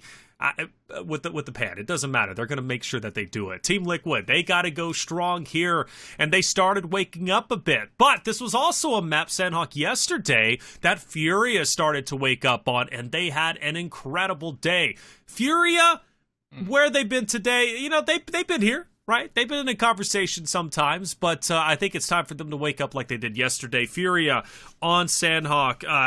One thing they did good yesterday, Tiff, was they were really, really well done with, establishing center zone. Center zone was their main thing. Positioning was important.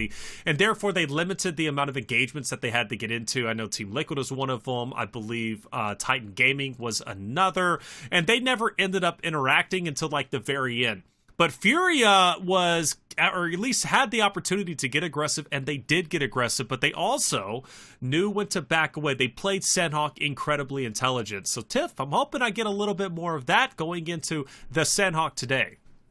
We need that, right? Because you think about what we've witnessed so far on our first 3 drops, specifically drop number 3 on Erangel, and you're kind of like, yeah, FURIA's been there. And they've had moments where they were trying to read those zone shifts quite well, clearing out that northern side on their rotations. However, with how volatile those zone shifts were, it can be really tough to try and read that, and then you kind of get caught out on those rotations, often losing maybe 1 or 2. But for now, going to Sandhawk, you have to be incredibly cerebral about how you're going to approach this and read those zones. Granted, small map, chaotic, and we'll just have to wait and see what they're able to bring to the table. Can they jump up and hold on to that 3rd place spot on the leaderboard? I don't know, because iNCO Gaming really wants to chow them for it. iNCO wants it, and so does Team Liquid. They got 1st place here yesterday. Can they repeat the same? We'll find out. Without further ado, Mustache Dave, Spider Tiff, take it away for Game 4. Let's get it. We need to get active because that's exactly what we need here. That plane line is going to go from the southeastern side, ending over towards Camp Alpha. And it appears that FURIA is going to be kind of holding down, waiting to maybe jump onto that northwestern side, Dave. Yeah, FURIA definitely here, when it comes to playing, but really not here tonight when it comes to the leaderboard. I think, game 1, 0 elimination points, game 2, 1 elimination point, last game 3. So hopefully this Sandhawk match can kind of shake it up for FURIA and get them back in the game. Like you said, iNCO is quickly approaching that 3rd place spot to kick them out of the big top 3. And it looks like they are going to get the northwest island pretty much to themselves. Yeah, Team Queso's up there as well. But I'm not going to worry too much about that. As we are in week number 2, we don't really have any more hot drops. Everybody has their designated loot spot, their drop spot. I know last week we had an Hyper kind of going back and forth. Hey, I'm going to take it back though. NRG out here getting involved early on with the Death Wolves. Another team kind of similar to FURIA. Death Wolves, I got like high hopes for this team. They dominated their qualifiers to get here. They're still doing phenomenal. I mean, top 5 overall? But just hot or cold, right? It's a real hot or cold squad, kind of similar to FURIA in my opinion.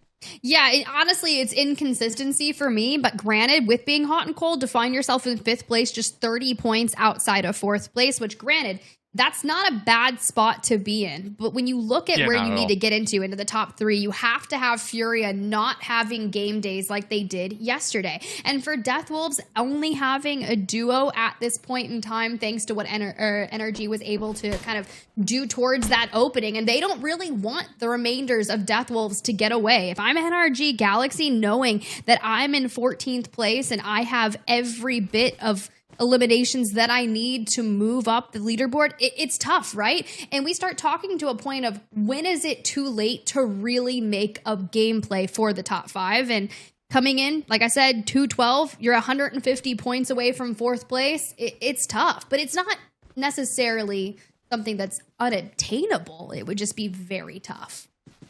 Shining bright like a diamond right there with that gun skin too. But yeah, I mean, Deathwolves, FURIA, hot or cold, but just imagine if they're always hot, kind of similar to like Alpha7 and Team Liquid. That'd be crazy, but we'll see. Deathwolves, they are going to be down 2 members. It looks like they're going to be at Camp Bravo for the time being. Kind of hoping NRG hunts them down. They know they went in that direction. Mythic out here with the laser beam. But you're asking, like, when is it too late, right? And you know, I'm looking at teams. Recently, PUBG Mobile Esports came out with what they call the power rankings, and it kind of takes into account the last 3 global events, right? Ooh. And Hyper are 34 overall in the world. So I think if you're one of these teams that are on the power rankings, it's never too late. Even if you're at the bottom of the leaderboard, you want to give it your all every single match because you don't want to lose positioning on the power rankings, right? So if you have a bad performance in this lobby, it's going to push you down a little bit when it comes to the world stage. So I think every single match, no matter how far down in the slumps you might be, you just got to put it to the side and play one game at a time. That's tough, though, because when I think about the power rankings, I'm like, do the power rankings hold up if I'm not inside the top 3 and I don't even get a chance to play on the world stage? Because I would rather be wherever on the power rankings, but know that I've found myself in the top 3 for PMSL America Spring, and I'm going to that world stage.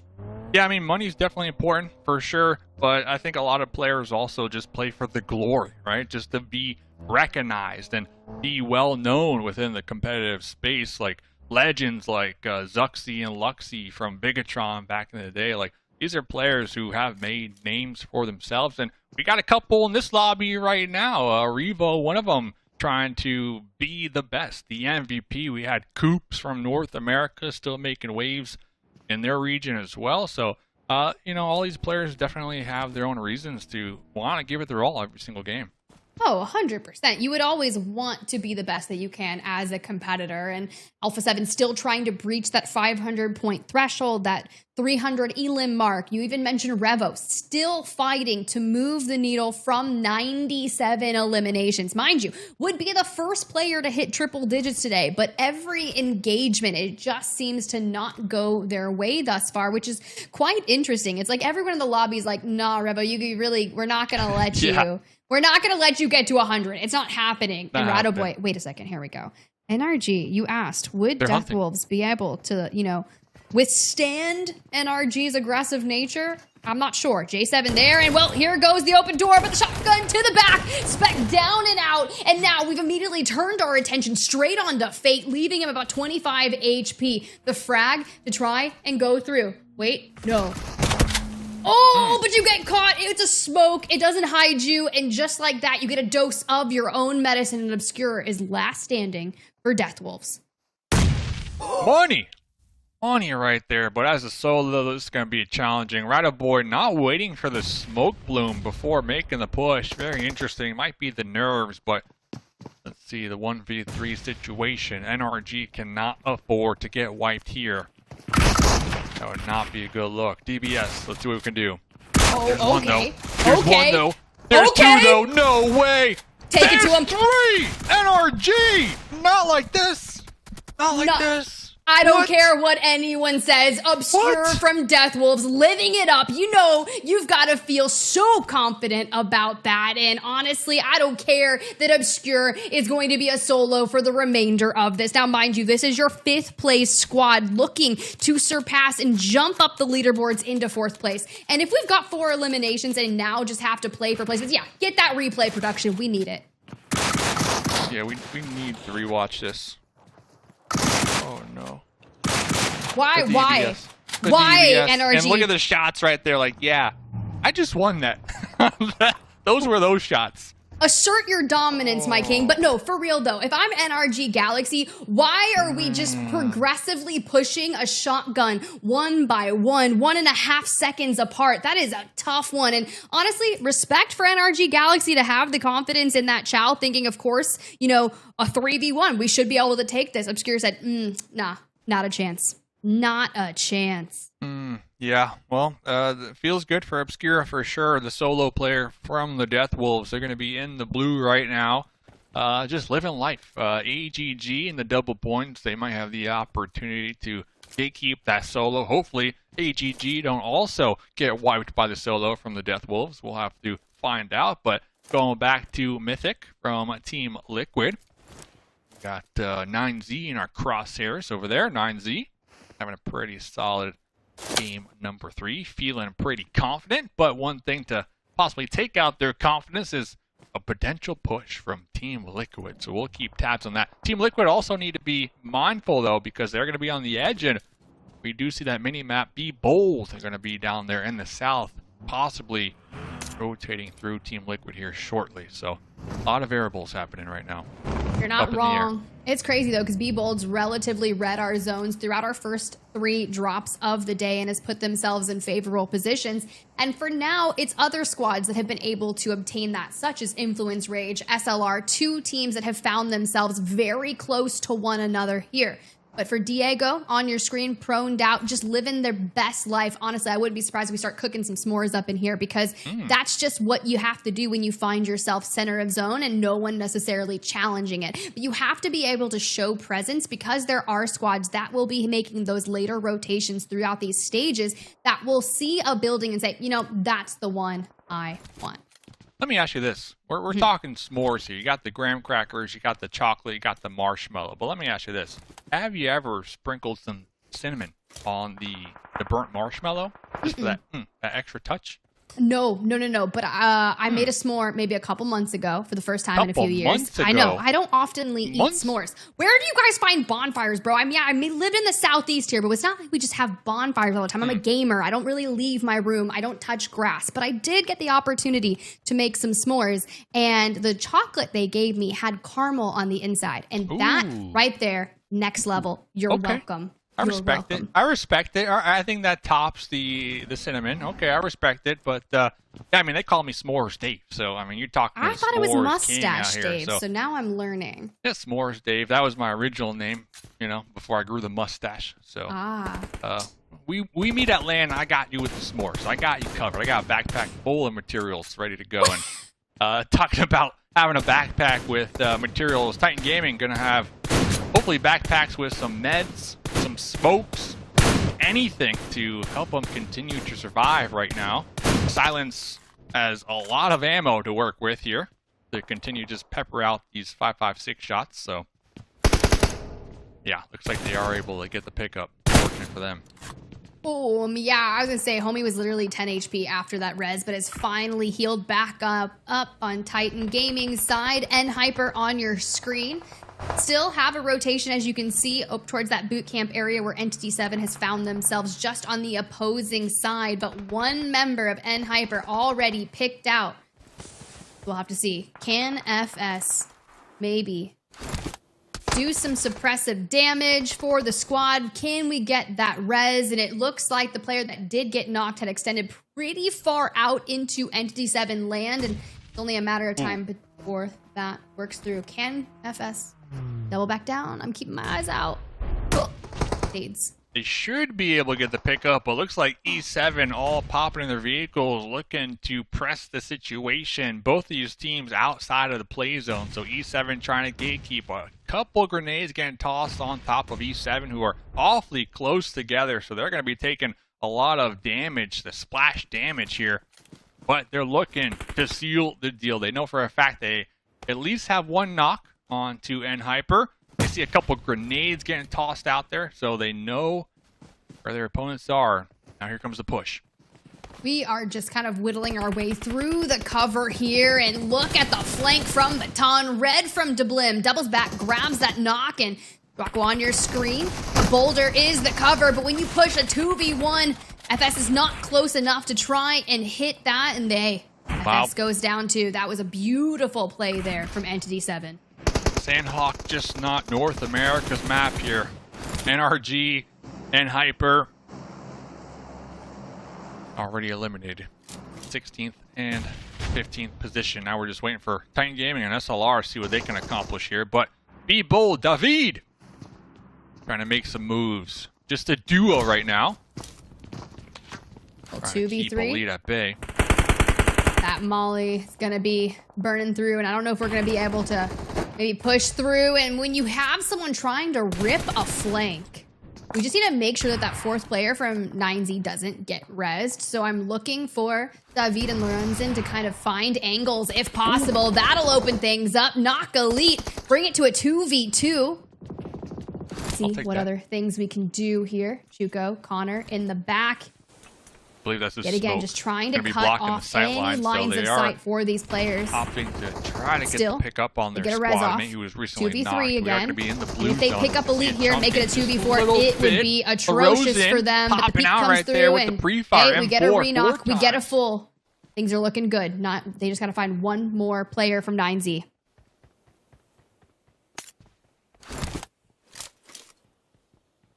All right, here we go.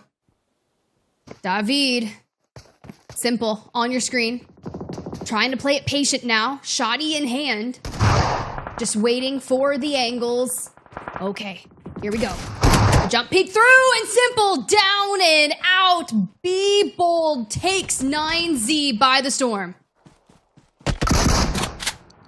Fights. Let's see. E7 feeling confident after their last push. They are going to be pressing the envelope onto Royals of War. Going to be getting the heal up. Look at the zone all the way up there to the north. I'm not counting out the duo from Be Bold. Nah, definitely can't. You still have the solo from Death Wolves going under fire now. Be Bold loses out on one. That's kind of tough, though, for Colgoat here on your screen. Narragod, they're also gonna reunite up with the squad. I mean, look, 4 eliminations here on Sandhawk, and we just keep on pulling. That zone pop comes through. We're heading down towards Paradise Resort. It's gonna have that northern side of zone, but Royals of War, Team Liquid just ahead of them, and it's kind of an interesting fight here because you have Cardozen out towards the farthest right.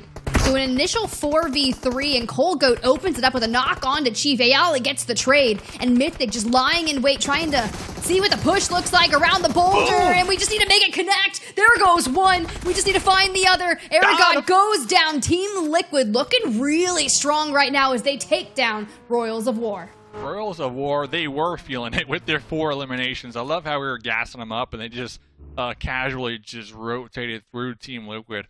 Mythic, huge play right there, and I believe one of the players from Worlds of War had the P90 on him, so that's going to be a great pickup here as well. David, still in the blue, still surviving, carrying the flag for Be Bold, saying, I'm not done yet, I don't care.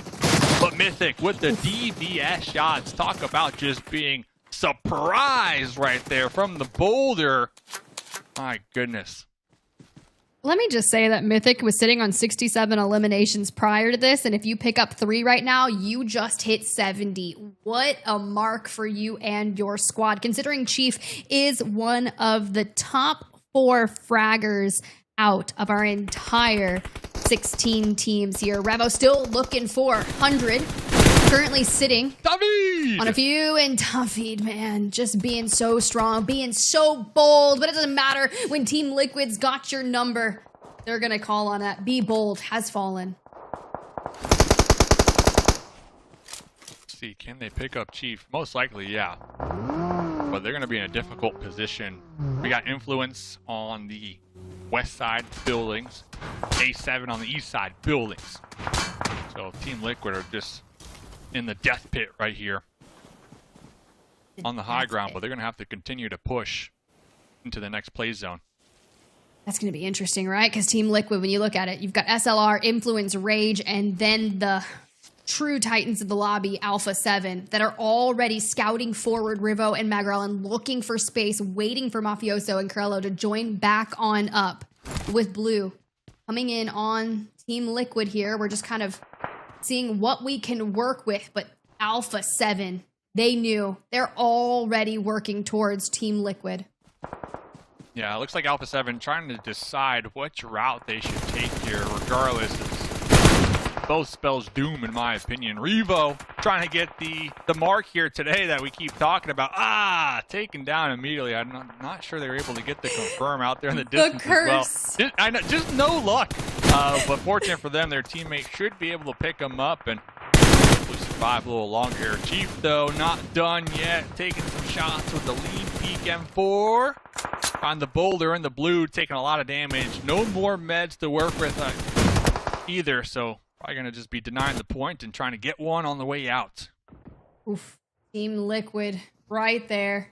Down and out. Alpha7 asserting their dominance on this rotation and only losing out on one. But for iNCO Gaming, they are the benchmark for 4th place right now. All 4 up.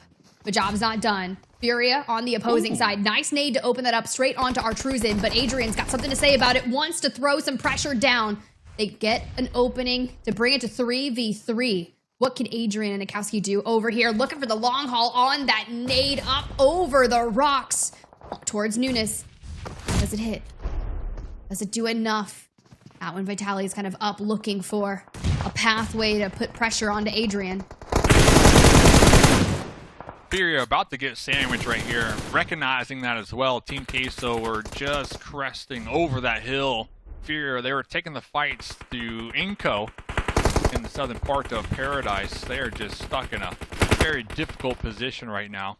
FURIA just trying to find their foothold here tonight in the lobby. Wow. Great day yesterday, but very unlucky here tonight.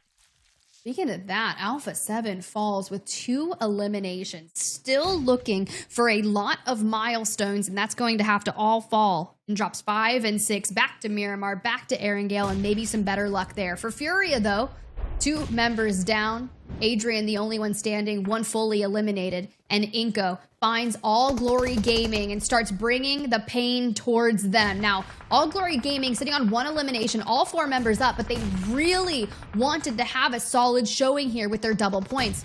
Fran, just on the other side of this hill here, and then Abete, just really isolating the pathways with those nades. Abete trying to be the conductor of the pain train right now, trying to open this up onto AGG with the grenades. They're doing a great job at just that. Circle did push a little further into the play zone, so they need to make their moves. AGG right here on the high ground. Nice little spray down. Trying to keep iNCO at bay, but the third party from behind. FURIA not done yet. 1 player left from FURIA. Still able to play spoiler to a lot of these engagements, and then jump straight onto Fran. There we go. And check out the flank. AGG, the last player Kartik on your screen, has the angle, and the way we just open up straight into iNCO Gaming, down goes 7. Wow. And here comes the karma. All Glory Gaming eliminated with 3 eliminations, but still a nice showing for them. That was a huge play right there from Cardi. Instead of trying to get the confirmation on the knocks, we're trying to get the spray down on the active players. And if it wasn't for that third party, you would have probably got them. So that is going to set iNCO back just a little bit. FURIA, they're solo in the shack right there, possibly making those s'mores we were talking about earlier on. But North America, we still got Titan Gaming in the lobby, alive on that west side. They're going to be between Team Queso to the north and Influence Rage to the south. Let's see, here's the battle. I was about to say Influence Rage is one of the only squads having all members left standing, but soon as I think that Titan Gaming makes a play, But Titan Gaming has also fallen 5 eliminations, and that leaves us with 2 solos left in the lobby and 2 trios up. And just like that, a lot of our solos being found out. iNCO Gaming has fallen down into the final 3 we go. Influence, Rage, Furia, Team Queso. We were curious where Furia had been throughout our drops today. They're still in it, looking for as many placement points as they can. But when you've got Influence, Rage on your screen, 3 players standing all full health, just throwing down all the nades straight into Team Queso, forced to divert their way across. Yeah, Law with 3 really impactful grenades right there. Then the pre-fire trying to mow down the grass. Influence, Rage with the high ground here. Oh, need to avoid the Team Queso grenades in retaliation here. They're trying to seal the deal. They have the numbers advantage, but they're getting peppered from multiple angles. Meanwhile, Diego with a nice grenade right there. Let's see, can they get the winner chicken dinner here? A little 3v1 action. Influence, Rage got second place to Be Bold and drop number 2 on Miramar, and they come back swinging over here on Sandhawk, our outlier. A little chaotic, but they did just what they needed to do with 11 eliminations to boot. Yeah, game 1, they, 15th, 1 elimination. Game 2, they had 10 eliminations. Second place, game 3, Influence, Rage, 11th place, 1 elimination. So they've been cooking here. They've been cooking here tonight. Then finally on this Sandhawk map, 11 eliminations with the winner chicken dinner. There it is, and that's big for them, isn't it? Influence Rage needed that, coming into this event. Influence Rage was one of the top teams that I was very excited to watch and see them progress throughout the bracket. After all, the standings. After all, they are the returning champions, right? So will they be able to come back to America's spring season and be champions once again? But let's not kid ourselves. Influence Rage, they've been there, but they're not at the top just yet, but they're slowly, I should say, working their way to that point. So for them to get 11 is very impressive. Talk to me about this 1v3 at the beginning, Tiff, because, man, Obscure just all of a sudden had this incredible pop-off moment. But yeah, this is what I'm saying. Like, we are taking isolated 1v1s. NRG just straight jumps on in and is like, all right, cool. No, it's my turn. I'm going to take this fight against them. I'll take down Obscure. Leave it to me. No, it doesn't work. And honestly, by the first and second elimination, I would have been making a call out. Be like, dude, don't chow it. Be smart about it. And then, it's fine. And then this happens. Be smart. Yeah, and then this happens, right? Mythic is just like, pulls up in the whip and takes them down. Rolls a 4, man. Not feeling too good about that, Dave. We were just gassing them up too. We're like, yeah, they're feeling good. 4 eliminations. They're doing great. And yeah, then Mythic said, hey, I got a shotgun, I got a bush, and you're donezo. So Revo though, what's going on? Well, can we not get any eliminations here? Is the curse? Is it a real thing? It might be. I don't know. Ask Tiff. She's been on it for the entire time, it seems. I mean, for real though, if you just need 3 eliminations to break 100, come on. Of course, it's going to take us the entire 6-game series of match day number 8, or maybe just giving some chance for other players to catch up, like Mythic. At the rate that we're going, Mythic will be able to catch Revo. I mean, maybe. I'm just kidding. That'd be wild. That'd be wild. Hey, I don't know. That's pretty far-fetched. After all, I think he needs, well, first off, Chief was one of the closest. Mythic might be a little bit closer than Chief now, depending on the standings, but they still need like 30. That would be wild, but honestly, I'm here for it. But that means Alpha7 will probably fall all the way down the standings, which is not something a lot of fans want. No. Influence Rage, 21 total points. That is a banger of a game. Well done coming out from them. Team Queso, not bad themselves. Furia, hey, did I not say it, Dave? I was like, Furia, man, on this map yesterday, first place, they're going to do well this time around. Here they are, coming back into the driver's seat with 3rd. 2 eliminations, though. Listen, don't say that. They're in 3rd. Man. 2 eliminations? Okay, 3rd place, I'll take it. All right, whatever. You got me. Furia, they're doing things. They had a journey. They had a tough one. And the fact that they got into the top 3, I would have loved to see them be able to finesse their way into a top 2. But you know what? We will go with the top 3. Then you kind of jump on back to the second half here in Team Liquid. They go out fairly early, but we saw that nice 1v3 with Mythic, right? And if you're going to go out at 9th, why not? go out with 6 eliminations, right?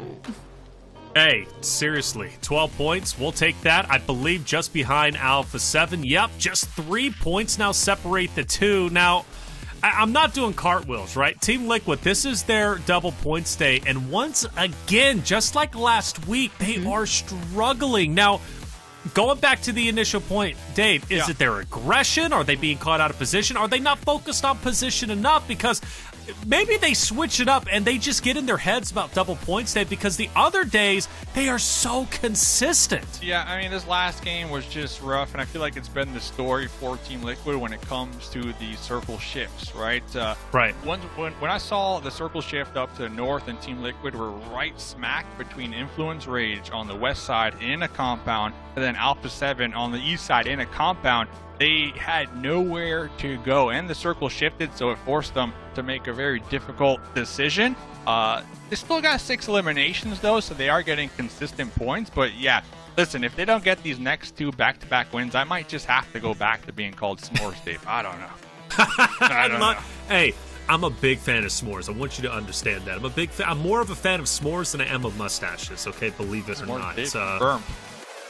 Look, I'd rather have a s'mores at a campfire than a mustache at a campfire, because it's a fire hazard at that point, especially yours. It's glorious and big. Royals of War will drop down to 9th place.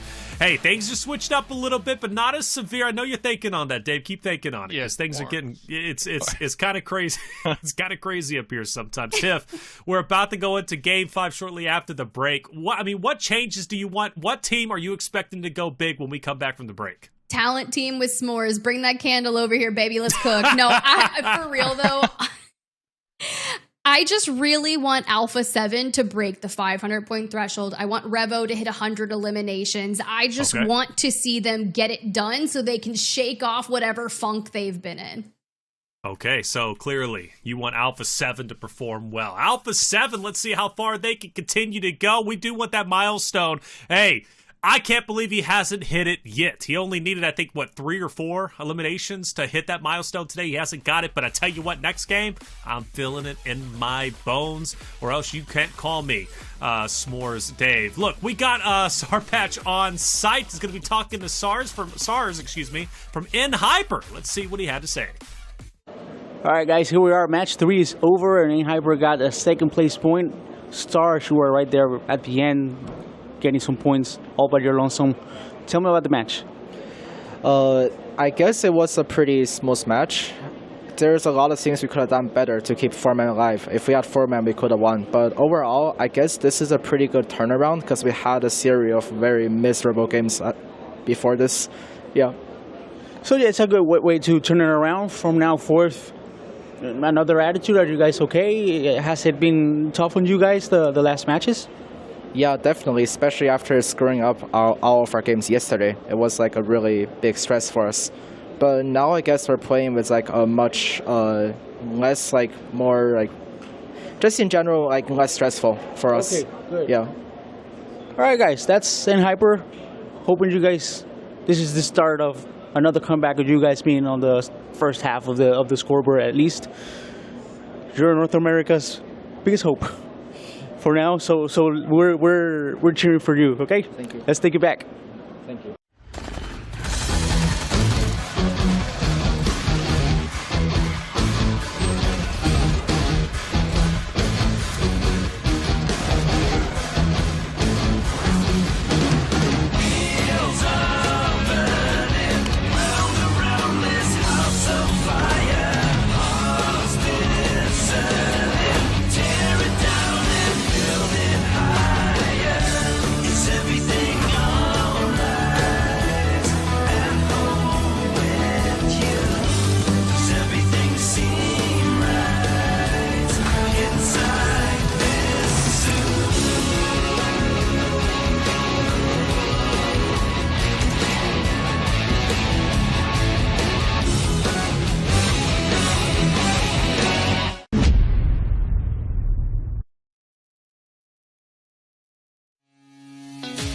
Hello everyone, the all-new 2024 PUBG Mobile Super League event PMSL Pass will be available from May 31st to June 30th.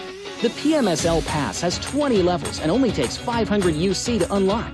Get a Dark Arts Gentleman set immediately after purchase. After unlocking the PMSL Pass, you can view the missions and complete them to get points. Raise your pass level to claim corresponding rewards.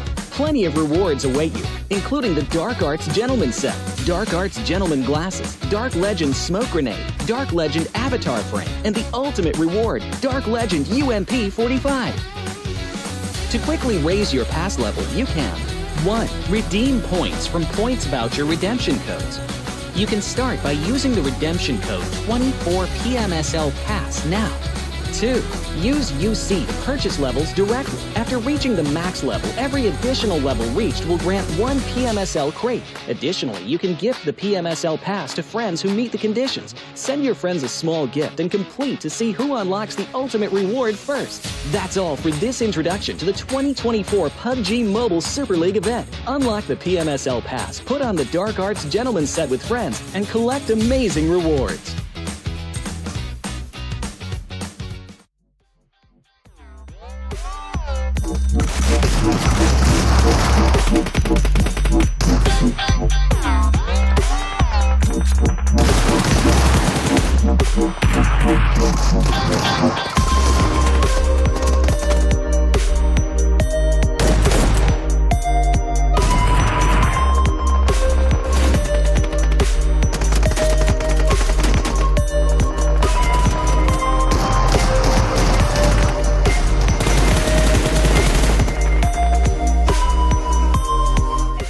And welcome back, everybody, to the 2024 PUBG Mobile Super League America Spring Season. I'm Taylor Reflections Noble, joined by Mustache Dave and Spider Tiff, and we're back. I know it got a little crazy before the break with s'mores and all that, so I'm going to try to taper it off. The way that I work as a host is sometimes I just get a little wild and crazy. You just got to deal with it.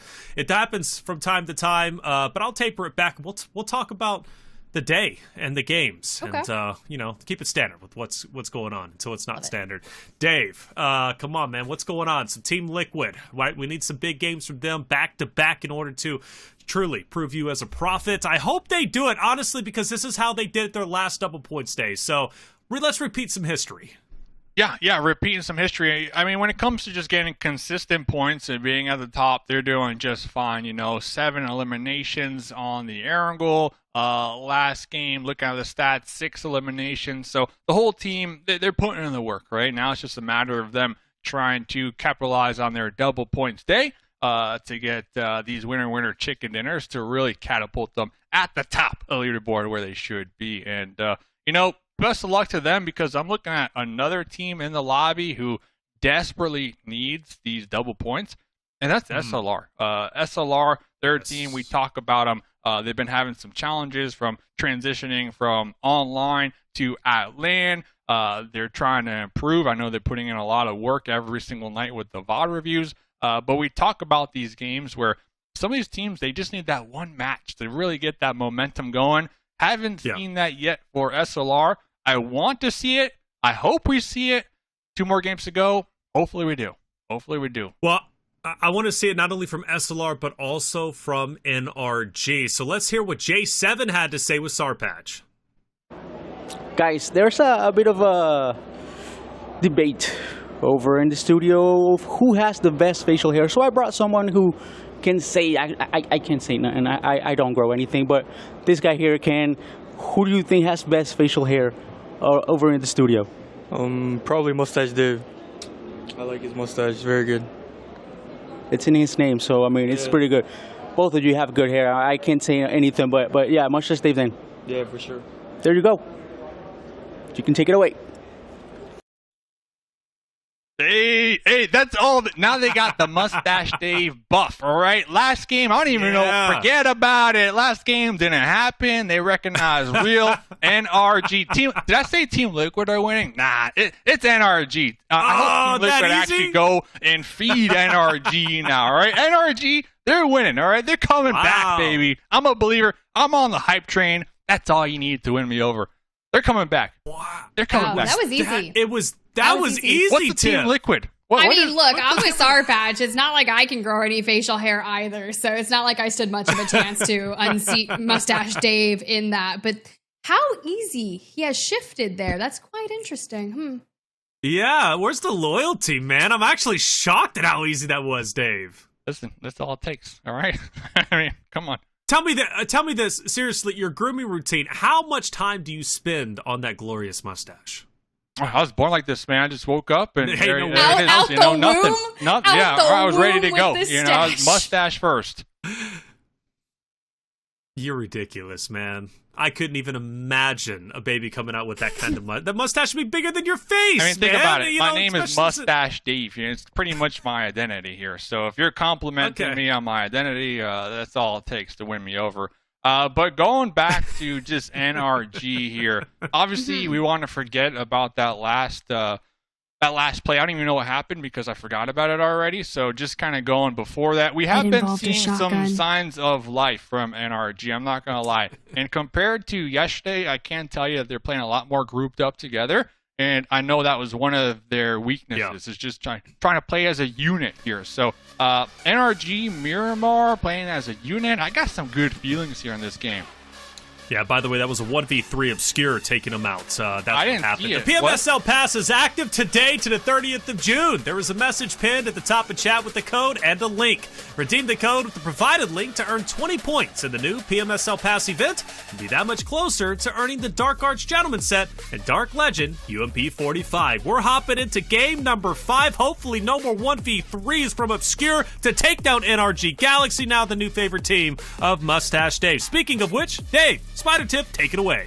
Look, no 1v3s from Obscure, but Miramar is back, and NRG Galaxy had obtained a 7th place with 3 eliminations prior. Now, if we can look to put the momentum, maybe we get a bit of an interview buff. I would love to see that occur here as we get into drop number 5. A similar plane line as the first time that we saw Miramar today. However, it's been shifted farther north, which leaves me just assuming that we are going to see a southern zone.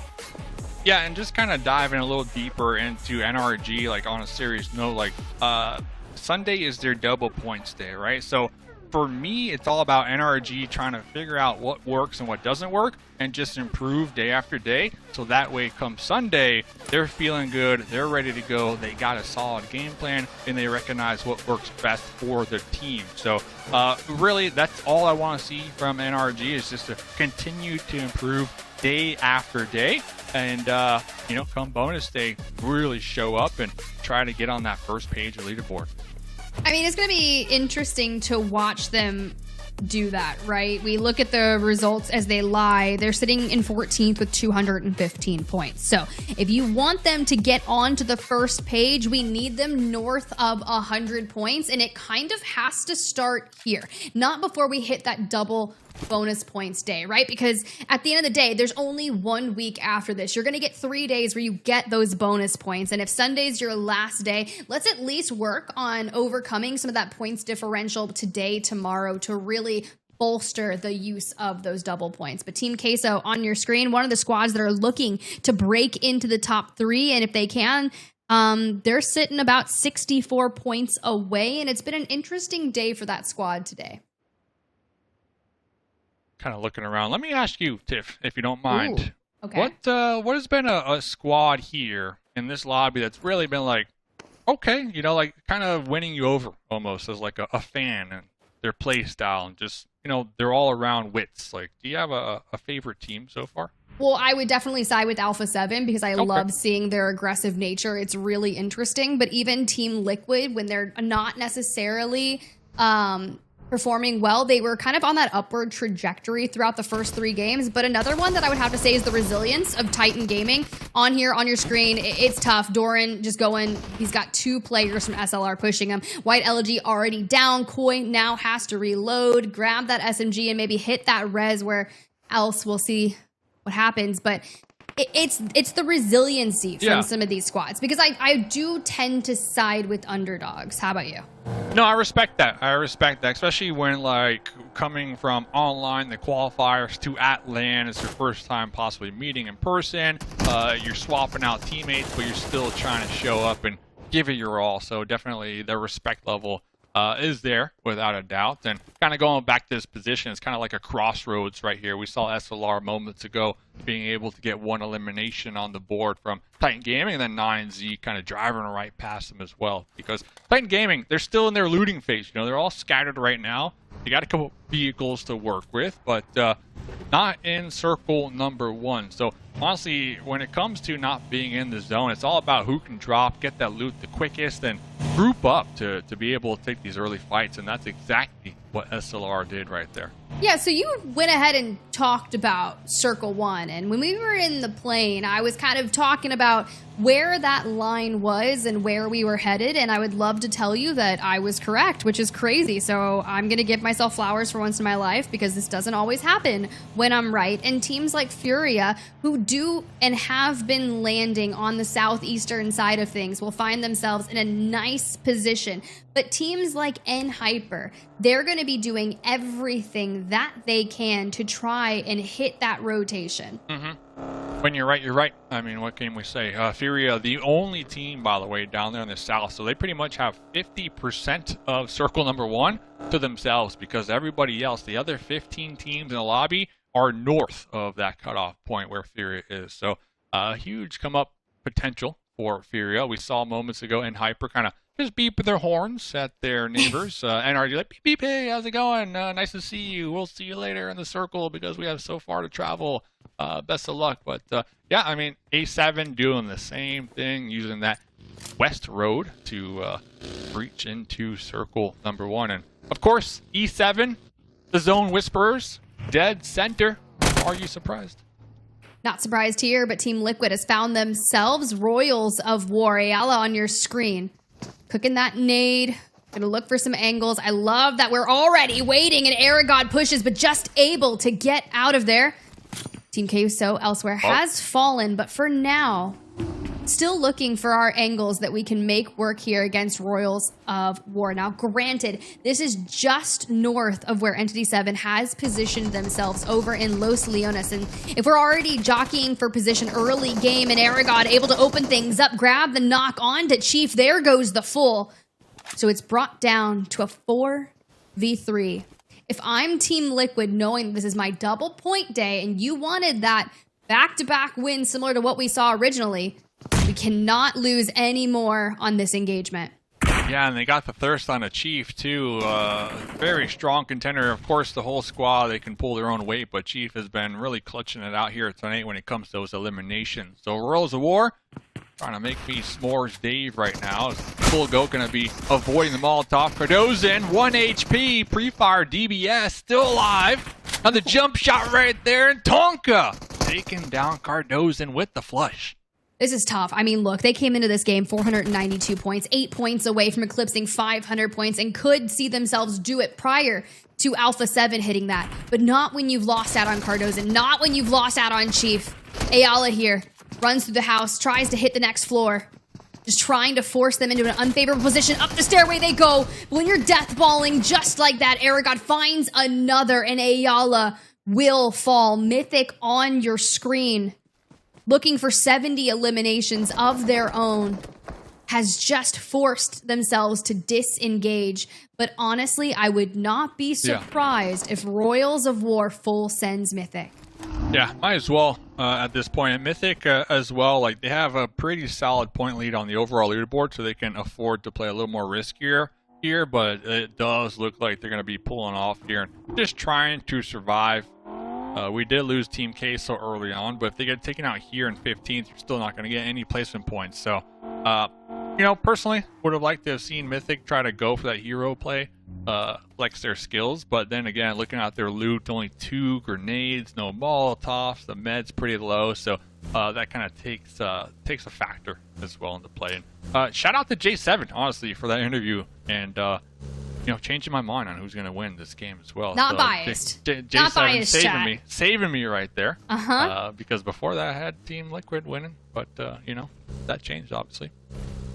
All because they were talking about the facial hair. But for now, Alpha7 on your screen, Revo, still looking for that 100 elimination mark. And well, we knew this was going to happen. We thought it would be Royals of War, but it appears iNCO Gaming has found Mythic instead.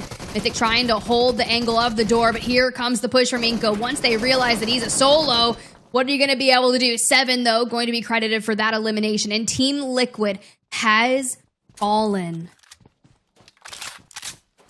One more game to go. Hopefully they could capitalize on their double points here, right? Looking at Team Liquid still, very healthy when it comes to their second place position, but they were so close to finally overtaking Alpha7 after that last game. I believe, 3 points behind on the total overall, especially with their bonus points day. So, you know, they want to end the day, obviously, in first place, but we'll have to see what they do on their final map of today. We'll have to see. Chuko, on your screen, 9Z has been having a solid performance throughout our series here on match day number 8. Been really impressed with them thus far, have found themselves currently in 13th place, 10 points outside of 12th.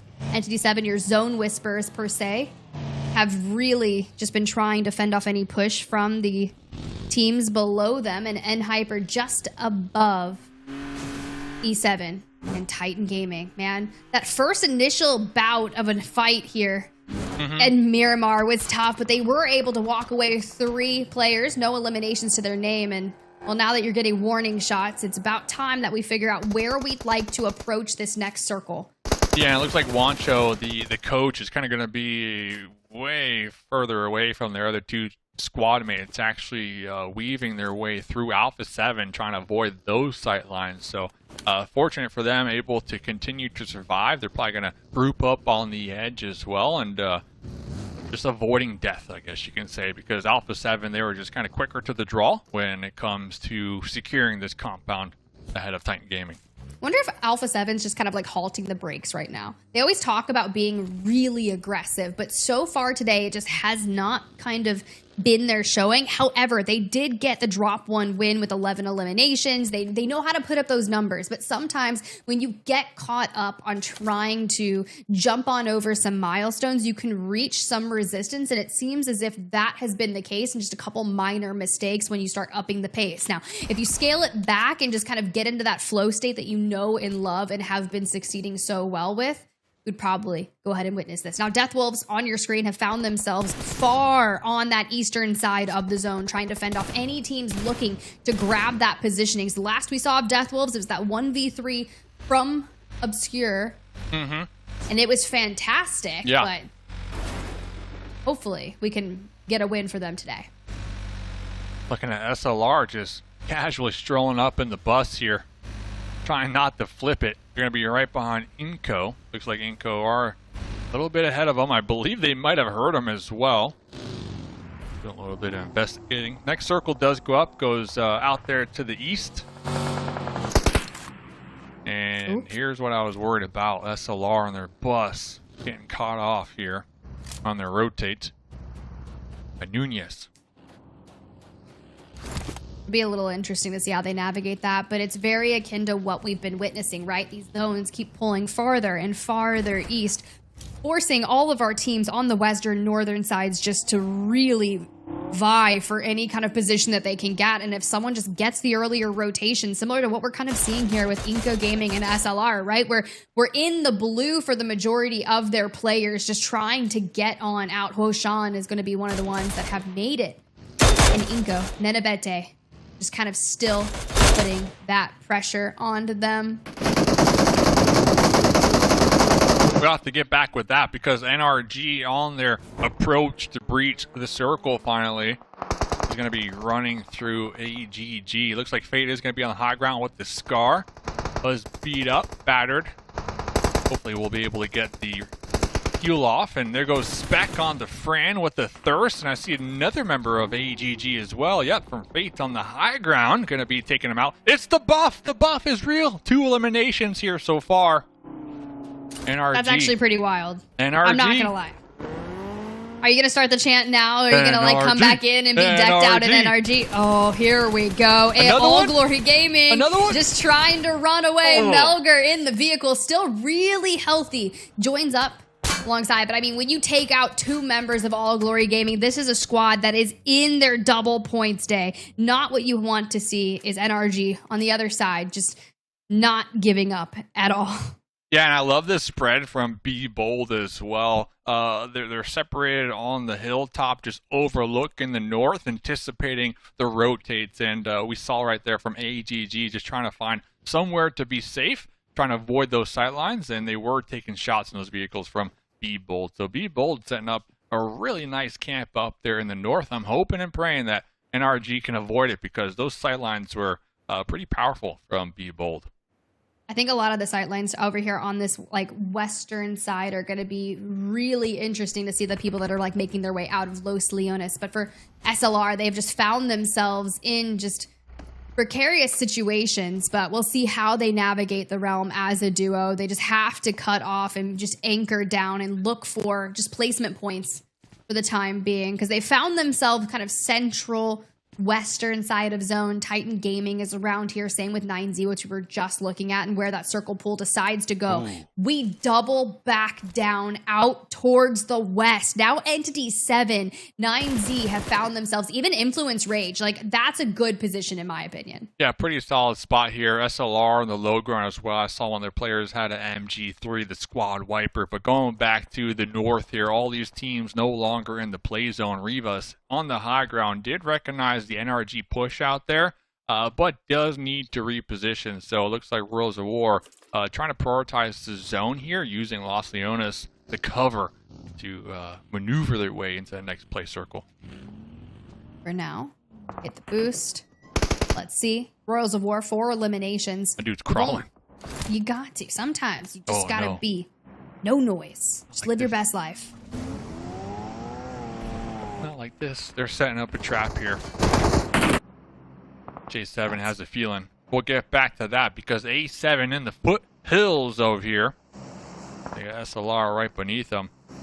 A7 have 4 vehicles to work with as well, so definitely trying to keep those tires safe. But Radaboy from Death Wolves on to Redox from Titan Gaming. You know, it was Obscure last drop who 1v3'd with a shoddy, and now we've got to spread the love to the remaining members of Death Wolves. Elsewhere, Royals of War tussling with NRG, and this is just so much action that's going to be happening here shortly, and I cannot wait to see what is going to happen. Wow, Colgo is just putting in the work with the DBS. Fortunate for them, I believe there was a return knock, but we're going back to the position, the high ground from Be Bold, just overlooking this engagement. Now they're going to start the third party this one, taking a lot of damage. Royals of War, Rivas, the last one alive, forced to retreat. This is still on that northern side. A lot of players still looking for pieces here. Revo, though, finds another elimination. We're getting closer towards that threshold of 100 points that we need to hit in terms of eliminations. And Royals of War just trying to make sure they can get their player up. And Adam, Titan Gaming elsewhere has gone down.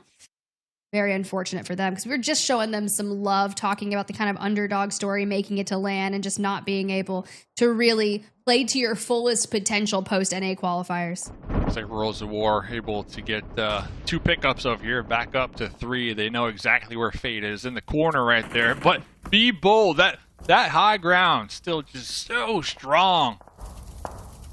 Kind of playing in the favor of Fate here. Fate just listening in, just anticipating the push, just waiting to see. Ready to go for these initial shots with the SK-12. Oh no, well that's a grenade. That's 100% a grenade. Someone's got an absolute arm on them, so if I'm NRG Fate, I am just going through it, and just like that, Royals of War grabs themselves another elimination. We may only have 3 players up on this map here. Job's not done. We can still frag. And if we take down teams left and right now into the final 12, we've lost a 4th of our lobby. Yeah, looking at Royals of War, they have 6 eliminations, over 1,000 damage done here. And next circle pops, they're going to have to reposition either between E7 and Influence Rage, or just try to huddle it up and survive a little longer, because they do recognize the high ground from Be Bold, and they're still going to be in the zone. So Be Bold are going to be in a nice position to just take shots on everybody, essentially. But A7 down here in the south, now looking to get some intel. I saw FURIA out there to the west. You got Hyper behind you in the south, and still SLR kind of right beneath you. So Alpha7 in a very dangerous position. Guys on A lot of teams. Revo, the only one with the elimination. Mind you, 2 more needed to get to the threshold. That first player to eclipse 100 eliminations. So we're a third of the way there, and it may have taken us all night. I know, because we have been. Every time we start talking about it, someone chows them, whether it's Be Bold, fending off any push towards that next zone, which, granted, it was Alpha7 rotating in from the south. Be Bold are currently in the north, and, well, where Alpha7 has found themselves, there's so many teams in iNCO Gaming having the same issues here. 7 on your screen and FURIA on the outer sides. Do we try to go for some cheeky shots through the door? Vitaly already down. 7 still looking for Adrian. If we can make that happen, the knock comes through. There goes the full. Needs to be a big moment here for iNCO. Yeah, 7, such a clutch player right there for iNCO with the pre-fire. With the UMP! Oh no, not like this. The grenade. Taking down the last player of FURIA. Going to be flushing them out right there. The clutch moments to be able to secure that compound out there on the west-hand side. Right in time as well, because the circle is going to be closing on in, and I guarantee you 9Z are going to be looking to possibly rotate through this area. But popping back over to SLR beneath Alpha7, just living their best lives right here, trying to survive. 11 teams to go. They got E7 right above them, so they are just big chilling. And they're hoping that the next circle does continue to shift on top of them, because if it does, if it ends there, they're going to be in a nice spot to get some placement points. But nobody wants to touch the center right now. We got a couple crates up here. Be nice to maybe find some quality gear, but in the time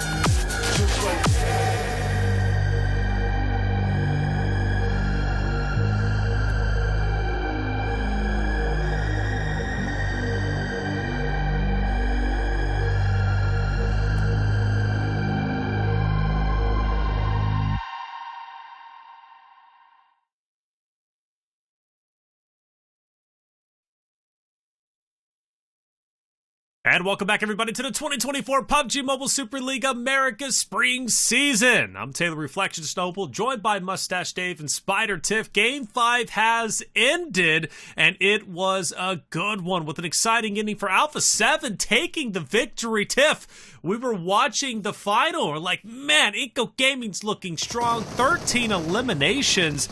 But then you started noticing Alpha7's positioning seemed to be a bit better.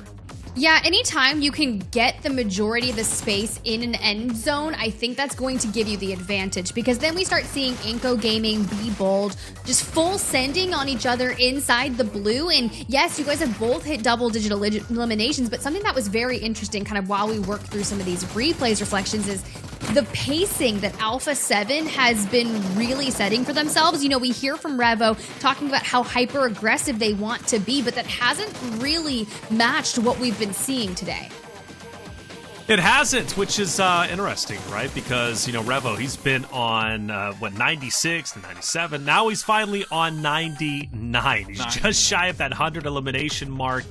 First off, Dave, what are we talking about? And second, can he reach 100? We're talking about eliminations. We've been talking about Revo supposedly overtaking the 100 eliminations mark all night long. Finally able to claim 2 confirmations here this last match. 1 more to go. Then we're at the 100 train. 100 train, which is a big train to take. He leads by about 30 eliminations at this point over everybody, and pretty much I'm talking about Team Liquid, who hold the second, third, and fourth slots until you find another Alpha7. I believe McGrellin, if I'm not mistaken, in 5th place. Just to kind of confirm that. Reflections, though. Be bold. Listen, you had the crystal ball today. Did I? You said, be bold. We should look out for them. And I think Tiff as well. I was not a believer, all right? I know they're on double points day, but this is like another really strong finish for them. And 10 eliminations, almost 2,000 damage, and the second place. Be Bold are taking full advantage of the double points. And I just kind of wanted to like shout you two out, because you predicted Be Bold having a really good day. I didn't believe it, but hey, shout out to Be Bold. I just want to say when I'm wrong, I'm wrong. All right. You are wrong if you didn't say anything about them. Now you're wrong about Team. I didn't believe. In my mind, I'm like, these two are crazy. All right, that's true. Wow. These two are nuts. All right, Be Bold's gonna be dead last, but no, they've been doing really good. So self-report. Sorry, self-report. Someone ban him. Nah, I'm just kidding though. But Be Bold, you know, they hadn't even won a drop yet. They win a match earlier today on Miramar. Now, granted, we're in Miramar for drop number 5. They almost win their second match. They grab second place. Now, what something's cool is they started out in 12th place overall with 216 points today. Granted, double points for them today. They have found themselves almost... What was that? Is that really? They're 100 points up on the day? Holy! That's what I'm saying. Yeah, they are doing good. Well, I mean, like you said, it's based off that Miramar, and it's based off the last game that we just watched, right? Another Miramar. It seems like that's their place. That's their home. Unfortunately, I don't see them top 8 just yet. We knew it was a bit of a gap, right? Starting in 12th place, but they're getting close. You better believe it. Death Wolves, Influence, Rage, Royals of War, all 3 will move up. That is some of the biggest movement I've seen on the first page as of today, Dave. Yeah, and I'm hoping with only 1 more game to go, I know NRG are probably going to get the win, but hopefully Team Liquid can get a couple eliminations to maybe overtake Alpha7. I want to say maybe, just so we can kind of keep this rivalry going between first and second. But Alpha7 have been doing, like, Team Liquid consistent all day, but Alpha7 is doing a little bit better throughout the evening, not allowing Team Liquid to overtake them. Alpha7 started off the day hot with a winner-winner chicken dinner. Second game, they got 4th place still, picking up 12 eliminations. You go to game 3, Alpha7 fell off a little bit. 12th place, 3 eliminations. Game number 5, 7th with 2, and then back on top. In first place currently, well, not only in the standings, but also in the last Miramar, 6 eliminations first. Well done from them. All Glory Gaming will fall. I know they're not happy with that. They did have some hot streaks today, but they're not far from breaking back into the top 8. Be Bold, surprisingly, even with 30 points, Tiff, will stay where they are. I was expecting them to at least make some movement, but that just comes to show you, right, especially sometimes, right, going up from a placement could be 30, 40, 50 points, right? That's how far some gaps are. Yeah, the points disparity between the large margin of our squads has just been so wild. So trying to break through this mid pack has been one heck of a mountain that they've had to climb. Now, granted, yes, they've moved up about 100 points overall on the day through our first 5 drops, and it would be nice to see them kind of carry that momentum into Erangel for our last drop of the day. But something to note is Alpha7 finally broke 500 points. It took a while, but our first squad to breach that, and Dave was kind of talking about Team Liquid. Would they be able to kind of reel Alpha7 back in? Because despite Alpha7 taking 2 winner chicken dinners today, they have not been by the margins that we've witnessed throughout our match days. So Team Liquid was just kind of chomping at it, just really eating up that points disparity. And I was like, oh my God, they're going to do this. And well, they've got one more drop to try and take it. We saw them on the first showing of Group P's double points that they were able to take that win. And it was a massive game. I would love to see them do that. Yeah, Team Liquid struggling, and it's so hard to watch. Actually, even harder now than even their first double points day, which I thought was not that good. I mean, come on, they only pulled up in the last 2 games of the last double points. Dave, you know, they go to start on game number 5, you know, maybe an opportunity to repeat history. They run into Royals of War, and Royals of War just wipes them. Yeah, Royals of War having a pretty solid game. I believe they also took out NRG, too, with a couple of grenades, and the assistance of Be Bold up there on the high ground holding it down. But, I mean, we're looking at Team Liquid. Yeah, we want to see them do a little better here today because it is their double points day. But the grand scheme of things here, they're in second place, right? And the goal for the lobby is top 3, and you make it to that next round. Even that 4th place goes to the survival stage. So all things considered, like they have, 492 points, I think, if that's refreshed. They had a large gap between second place and 4th place. So it is. Obviously, I want to see more from Team Liquid just because like they're a big org, a big name, and they have some staple legendary players on the team. But at the end of the day, they also have like a lot of room to kind of experiment almost here. Well, they do have a lot of room, like you said. And the important thing is to be top 3, at least for them, so they can go ahead and auto-qualify and not have to go to that sudden death qualifier, which is not what anybody wants to do, but it could become a reality for those who are 5th and down. Final game of the day, we go back to Erangel. We've already seen Alpha7 win today on Erangel, 9Z. Who will be the 3rd? Well, we will find all that out and more very shortly. Mustache Dave, Spider Tip, take it away for the final game of the day. Ooh, the final game for Group B to grasp at any points they can grab from their bonus points because they only have one more chance, and that will be in the final week 3. But for now, I just immediately look at where we are headed. We see that plane line just kind of going straight over military base, ending over there by Georgia Pole, and I start thinking to myself, I called the zone on Miramar last time, so I'm going to let you do that, Dave. Like, are we pulling straight to the northeast? Are we going that distance? E7, the Zone Whisperers, but honestly, I'm going to have to crown you the Zone Whisperer as well, too. I mean, your calls have been just on point here tonight, and I appreciate it. And let's see, if I had to make a guess, Circle 1, Roshawk, I think Roshawk, Stauber, like those 2 cities in play. There you go. Let's see.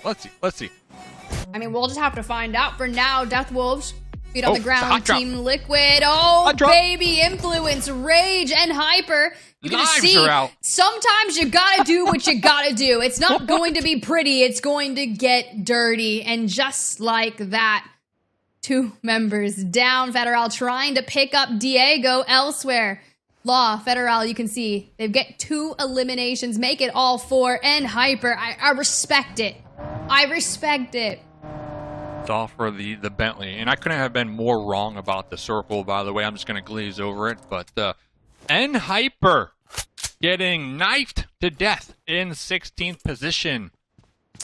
Is it a meme at this point? Like, what was that? You know what? What was that? It was an assertion of domination, and I've thoroughly enjoyed it. More knife plays. I'd be like, hey, knife mid, shall we? No, it's knifing in the garage. Let's get a replay.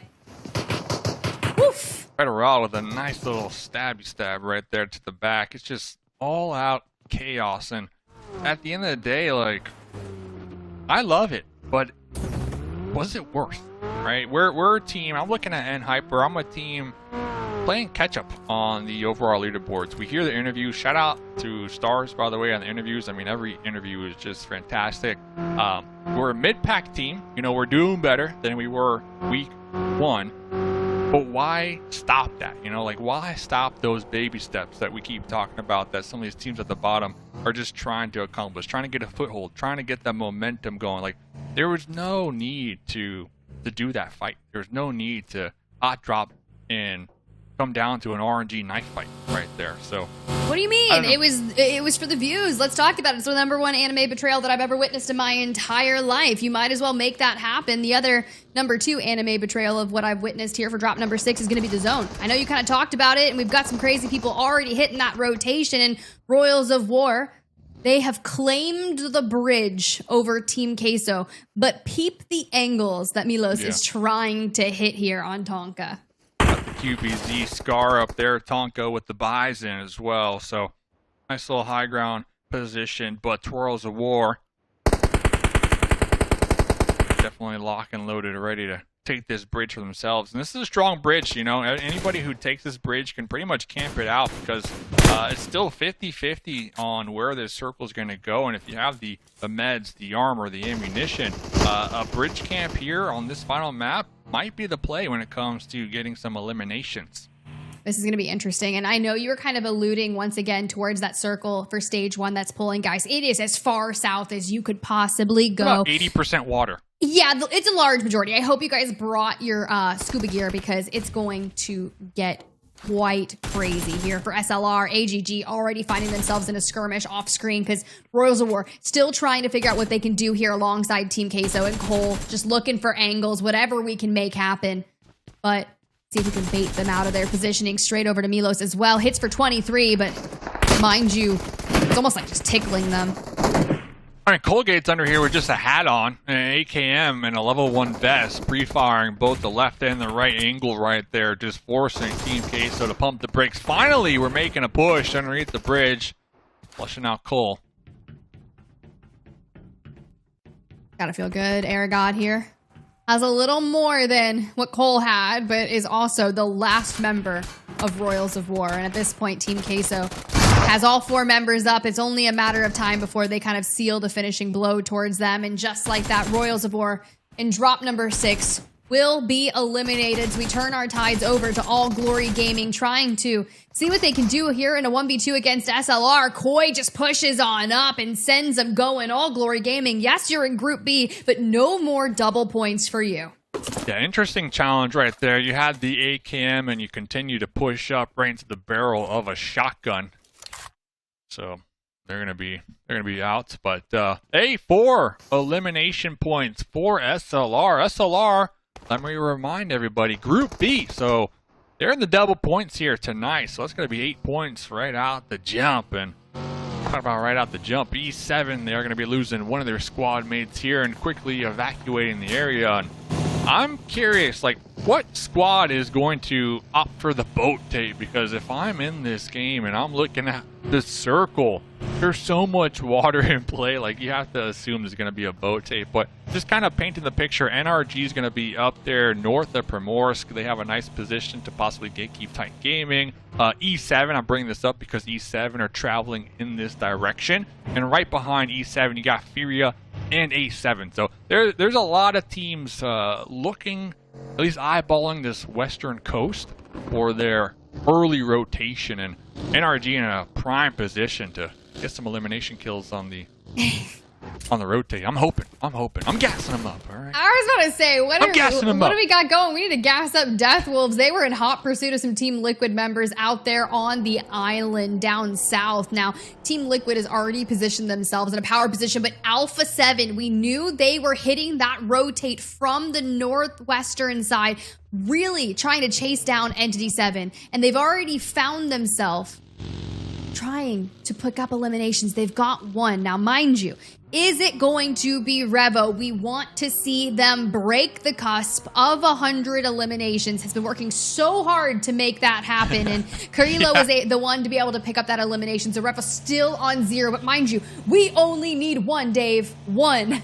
Yeah, at what point are the teammates just trolling? Is that what's happening right here? Like, just feed them the 1 elimination point. Come on, fellas. Let them have the 100 here. Only's done 16 damage thus far, and Carrillo was able to do 100 with Magrelin on 73. So, I mean, it's just a matter of time. So we'll just keep on that rotation for now, because a lot of our players look to be really focusing towards that end game, considering this is stage 1. And, well, NRG Galaxy are just kind of trying to figure out where Titan Gaming has gone. Yeah. Water's nice, my friends. Water's nice. It is nice, but I do want to see NRG move together as a unit here. I'm getting a little nervous out here. They're all somewhat separated, trying to get the pinch onto Titan Gaming on the shoreline. Wancho's on the shore, bleeding on out. This should be an easy confirm, but when I'm thinking like bigger picture and setting up for a winner chicken dinner, the risky plays of kind of playing 1-1-1 split here has me nervous. Red Ox though, trying to take some shots on a spec, but quick flick. And Inactive is on the aqua rail, saying, see ya later. I'm cruising into the sunset here. Can we talk about that pull? Can we just talk about that pull? I mean, this guy is getting really Kenny Powers-like right now, and I love that for Inactive. That's beautiful, and we paint that picture, so that's great. But the pull that we just witnessed is so in favor of Deathwolves, Team Liquid. You think of Team Queso taking that position, that power and active position on the bridge. No one's going to be able to pass. They're going to pull some massive Gandalf energy and hit him with the You Shall Not Pass at some point. Yeah, and I'm really looking at Team Queso. We saw them earlier on. They were able to take a successful bridge camp. The thing is, they went there so early that I'm not sure what their utility, what their ammunition, their gear, their meds, any of that's looking like. So hopefully they are prepared for what's to come, because I can easily see at least 2 squads using this bridge to rotate onto the military base island. So I mean, look at, thank you observers, look at this. I mean, they've been here since the drop. No helmet, barely anything to work with. So you have to assume any team that is going to be rotating over the bridge, they're going to be just geared out of their mind here. So that will play a factor. It's interesting to see how people are approaching the island. I mean, we saw some jet skis in play, Deblim kind of hitting the fantastic swimming, looking like synchronized swimmers out there. And Alpha7, you mentioned boats, man. Well, we are rolling up. I feel like we're rolling up to like Dragonstone, man. House of the Dragons coming out soon. I'm getting so excited, and I feel like that's kind of what our players are doing here. Take the back route. We want to not give any lead of us approaching. Active's about to go watch him because he's about to get wiped from Alpha7 rolling up on a boat here. There it goes. There it goes. Goodbye, Titan Gaming. Unfortunately, you will be the next player and team that has fallen down to our final 12. Now that's how you boat-tate in style. Wait a second. That's how you do it. Is that really the 100th elimination? Oh, was that it? From the boat? From the boat? From the boat? Okay, I'll take that. Listen, holding out for the boat-tate elimination, it's worth. It is 100% worth. All calculated. We've been so hyped on it, and the moment it happens, I don't even realize it. I'm saying that thing is ricocheting all over the place. He's like, no, teammate, I don't care. This is my moment. And we do it in style. Definitely impressive to be able to hit those shots from the boat here. Talking about the boat, NRG pulling up on the shore here as well. I believe they recognized Alpha7 and their boat tate ahead of them, so opting to go on the other side of these cliffs right here. Hopefully they'll be able to climb up them, because the next circle did shift, and Alpha7 are going to be in the better position compared to all these teams on the shoreline here. The Deathwolves, though, the only squad right now in the circle. Everybody else on the approach, but looking in at J7.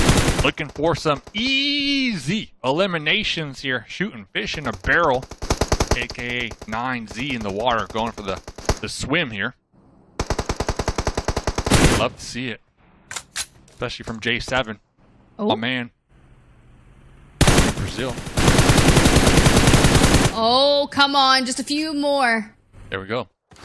Love to see it. All right, so we turn our attention towards the southern area, the island. Deathwolves, mind you, has just been living their best island life, the position that they have been granted. And you start looking at what the scoreboard looks for them. They're in 5th place, 40 points outside of 4th. And where is iNCO Gaming? Because that's the team that's going to be keeping them out of 4th place while they're still up and at them, trying to see what they can do here. 0 eliminations thus far, and honestly, same for Deathwolves, but I think the position is going to be stronger for them here today. Yeah, position definitely key for Deathwolves compared to, like you mentioned, iNCO. Where are they? They're on the East Bridge. We'll see them here very shortly. Influence Rage was trying to rotate across the bridge, but getting caught off guard by the trio from SLR with a little bridge camp. Looks like they're going to be pulling off that one, not wanting that smoke, as the Blue Zone will be applying some pressure. But that did force Influence Rage to pop out of their vehicles, heal up, and rethink their approach into the circle here. They're about to be sandwiched.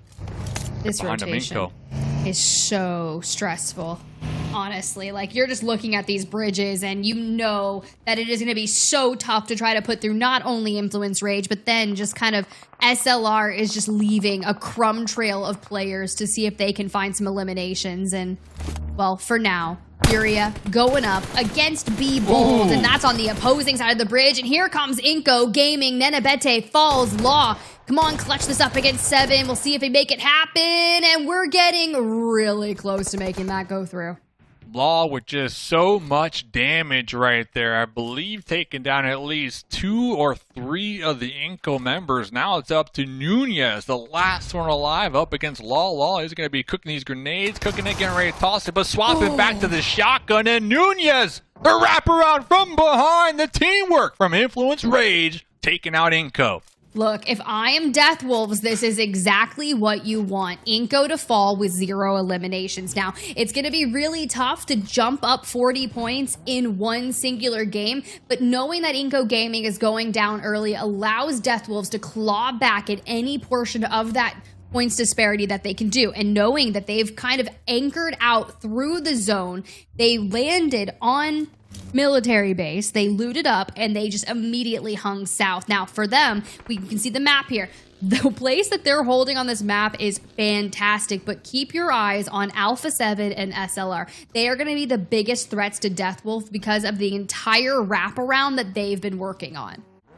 Yeah, definitely something to look at here, and I have to assume like nobody's going to be rotating through the water anymore moving forward. So Alpha7, they're going to have some secure positions behind them that not to have to worry about compared to like teams in the north, right? We got Team Queso, FURIA, Influence Rage, Be Bold. I mean, we can see just how they're moving here. Nowhere is safe for the time being, so it's really going to come down to just being able to hit these shots. And talking about hitting these shots, we already see in the elimination feed the Deathwolves with the mini from their compound taking shots at SLR. So there's still 11 teams to go. A lot of actions about to unfold here with these challenging end circles here in the final game of the evening. Nothing like a fight between Team Queso and FURIA breaking out on the edge of zone. For now, Entity 7 running into some issues, and that should be it for them. Down and out with 2 eliminations. And then I start thinking about what's to say for our squads that have double points, that are trying to make a play. At least SLR still alive, but Team Queso with the pull-up. FURIA in trouble. FURIA down and out in 10th with 3 eliminations. And, well, that just happens sometimes. That's the pull-up, but look at this. Out there in the distance, the 2-2 split from Team Liquid. They recognize the shots. They know their opponents are going to be hurting for the heal, and we already see them pushing out, trying to get the grenades in the bowl here. Yala with some nice mini 14 shots, and that's going to be forcing Silence to back out, retreat, and group back up with their teammates. It's pretty crazy scattered here. Planes over here, but 8 eliminations for Team Queso. Really good game here. Ooh. Alpha7, though, swimming, and look who's on the top. NRG. I was giving you room to start chanting there because I wasn't sure if we were going to get that out of you. NRG Galaxy has maintained high ground, forcing Alpha7 straight to the low ground. Now, granted, Team Liquid just off in the distance, maybe going to start applying that mid-range pressure. Elaz, maybe 5 HP, and an actual dream. This will allow Alpha7 to maybe reposition themselves. They cannot give up any space, considering NRG only has 3 players up, and Alpha7 does have all 4. Now, granted, they're not all 4 healthy, but McGrellin still trying to find some angles here. Yeah, honestly, the third-party shots, the angle that Chief had, it was so crucial to pretty much allowing A7 to pull up on the beach right here, because that forced NRG to hit the dirt and avoid those sight lines. We saw the shots getting peppered out earlier on, and I can't underestimate how big that was for Alpha7, because they were dead to rights in my opinion, but now they're here. They are here. Now, mind you, if they were able to acquire 7 eliminations throughout this map, the entire team would break 300. They're on 2. They just need 5 more. Now, if we can hit the wrap around NRG Galaxy and maybe kind of take them out, then set your sights on to Team Liquid, that would probably be the play. But SLR from across the water, across the bay here, taking some shots, and it's really brave of SLR to give your position away like that. Now, granted, you do have no one at your back. Now, you think about where the zone is going to go. Alpha7 is going to have to deal with NRG Galaxy. It's a matter of time, and Team Liquid will likely full send onto them. But the fact that SLR, from that distance, is putting pressure on Alpha7, this is going to open the door for that fight that we've been talking about with potentially NRG and Team Liquid. Exactly. If I'm NRG, I'm hearing these shots right beneath you, I am getting aggressive. Yeah, I know Chief is laser focused on you, but hopefully you got to smoke, just toss it, and then just look beneath you, because you got a bunch of elimination points just waiting to be had. But talking about elimination points, Law out here with the 360 full gyro flick. That's going to be B bold. Done on the rotation. That's really tough. Solid performance for them, but to fall with 0 eliminations, that's done and dusted for them with their double points. SLR still in the mix, can grasp at anything that they can for eliminations for them, but Influence Rage on 11, Dave. This is crazy. They could look for 15, potentially 16, given how many players are left in the lobby. However, they're down to a trio, but Team Liquid could be the next victims of them.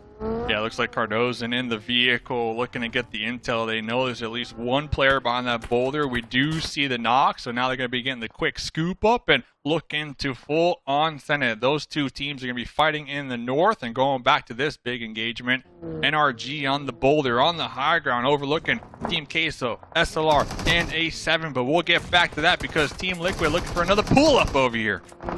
Sometimes you just gotta hit a nice pull-up, but for them, Influence Rage down to 2. The health is looking really low, and Death Wolves find their first eliminations of the match. Unfortunate for Influence Rage there to fall just like that, but to fall with that many eliminations is fantastic for drop number 6 here. Now we're getting mixy. Death Wolves have cleared out their northern area. The biggest influence there is going to be Team Liquid, but SLR has to deal with Team Queso and should be able to do just that. There we go. Team Queso falls with 8. A crazy start for them, but it's come to an end here. SLR just racking up the elimination points out the docks right there, so shout out to them. But going back to NRG, playing this one nice and slow, trying to avoid the sightlines across the way from SLR. Same could be said for Mafioso from Alpha7. Both these teams need to make sure not to overextend and allow SLR to have the clear sightlines on you, and that's why we see the soft cover for the smokes right now. But looking on the high ground, NRG, they're just getting battered here. Laz trying to hit a full reset for at least getting Spec back up on their feet if they could. There we go, down to a duo. And honestly, NRG has to move. Team Liquid still has to move. And I love that they've left Ayala back out on that to kind of put that pressure onto NRG. It's very similar to what we've witnessed, how they utilize Ayala on the squad to hold those angles and kind of make sure that no one's going to rotate up north. And as soon as I say that, Death Wolves go ahead and full send Team Liquid. Yeah, timing is everything, and now this is the moment for NRG to reposition and take the fight with Alpha7, because now Team Liquid are in a heated engagement, like you mentioned, with the Death Wolves up here in the north. And Death Wolves trying to find as many points as they can. Mind you, they're the team that's in 5th place overall with 348 points coming into this. If Death Wolves have 4 eliminations already, imagine what we can do, and we do it in style. We hit... Oh man, we hit a member of Team Liquid. There we go. Bye, Chief. It's just Ayala left standing as a solo here. Ayala healing in the Dacia, driving off into the sunset, was actually able to find some cover, but look at this, the Death Wolves are on the hunt, looking to get the squad wipe. Ayala is a 1v4 right now, getting one, the drop shot onto two! Ayala almost getting the confirm, but once again, the clutch player from the Death Wolves here to save the day. That was almost really sick. That could have been something, but Death Wolves able to take the upper hand here, now put themselves on to 7 eliminations. Now, we talked about it, 40 points separating them from iNCO Gaming. As it stands, if they get a win here with double digits, they can cut that straight into half, which would be really solid for them. But for SLR, finding themselves 3 players left on their double points day and drop number 6 down to the final 4, a 4v3 v2 v2. Wow, that's crazy. Yeah, we're only on circle 6 too. A lot of action here in this final map, so Malaz looking for like a little bounce off of that little boulder. Gonna be a very difficult angle to hit. But they do have a couple grenades to work with, so we can go fishing out here. But SLR just such a pain out there in the docks still. Okay, let's see. We're cooking it. We're gonna risk it. We're overshooting here. Yeah, SLR, they're just applying so much pressure that they're really not allowing NRG to have any room to get these grenade knocks. It's wild because that's the position that Death Wolves had originally. They held docks. Instead, they rotated up north, kind of cut on over to west to take out Team Liquid. At this point, just wrap down onto the duo of NRG. Alpha7's not going to be able to push it, and then you've kind of cleaned house. You might play for second at that point, but SLR is still going to have to move at some point, and there's only 3 of them. I think Revo said, I got my 100 eliminations. I'm going swimming here. A celebratory lap in the water? Revo just went swimming. Who is going to get the confirm? Looks like SLR. Another point going their way. I don't know how I feel about that. Okay, so everyone has to move. The circle pop comes in for the next stage here, and, well, SLR should be able to waltz just on up. NRG will have to leave that high ground. In Death Wolves, they have to move forward, but they have vehicles, and that's going to be the biggest benefit, at least one of them, right? So if we can position that in a solid way to really make the most out of a coverage alongside the tree, with NRG having 2, Alpha7 1, your biggest threat if I'm Death Wolves is not only the whole lobby, but mostly SLR in terms of player advantage. Yeah, and to that point, like I would love for the Death Wolves to pop in their vehicles and wrap the east straight onto SLR to try to take the fight, flush them out, and take their position on the shoreline, right? And that will kind of allow NRG to also push down in a sense. But the thing is, that has me worried. I'm not sure NRG are aware that there's still a solo beneath them because Mafioso has been dormant for some time, and that might have been the play for Revo to kind of just like let everybody know, like, hey, we're done, we're not underneath the boulder anymore. So Mafioso might be the surprise factor, but Death Wolves with their numbers advantage, 7 eliminations, they're gonna make a play happen here. If I was them, I would full send NRG and Alpha7. Ooh, I really they knew. would. They did. They were just lying in wait, looking for angles. I mean, they were trying to connect with the nades early on, but finally make that happen. Alpha7 Esports falling with only 2 eliminations now. NRG will have to move forward, but if they're going to put damage straight into SLR, that feeds right into the game plan there for Death Wolves. They go spec to Papa Blue. NRG down to just a solo, no meds, but a dream. A dream to hit a 4-peat with the 1 grenade. Death Wolves on the hunt now in their vehicles. Gonna be sweeping the edge. Malaz popping up. Last shots right there, jumping out right in time, but still gonna be traded out from Obscure with the UMP. Here we go. Death Wolves v SLR. Now, it would be huge for SLR to get a Game 6 win here on double points, but for Death Wolves, who are just about to enter into the top 4, maybe top 3, the nade spam comes through, and you can just see it's not gonna quite reach, but that's okay. We're just, those'll connect straight onto White Elegy. Half health over there. Whoa, Sean from Rado Boy, the wrap to target all 3 members of SLR. Yeah, the thing is, Death Wolves, they got into so many fights that they were able to loot so many crates, so it's going to be nothing but a mini red zone here to close the deal. Koi down, White Elegy down. It's just one member left of SLR trying to fend themselves away from the Death Wolves, but the Death Wolves will reign supreme here in drop number 6. It may have taken them down towards the island, but think of this. They started here on the island. They were molded by the island. They took position on the island and then cleared out every side of it before turning their attention onto SLR. Showing up in the late game 2 with the whole team alive, the Wolf Pack, we're going to call it. Almost 2k damage done, 11 eliminations, solid winner chicken dinner. But SLR, double points, all right? 6 eliminations, they got the second place. So this is like best case scenario. Obviously the chicken is what SLR wanted. Right. But they were playing those docks to perfection when it comes to just applying so much pressure on A7 and NRG. So I here we forgot go. about this. By Yeah, the way.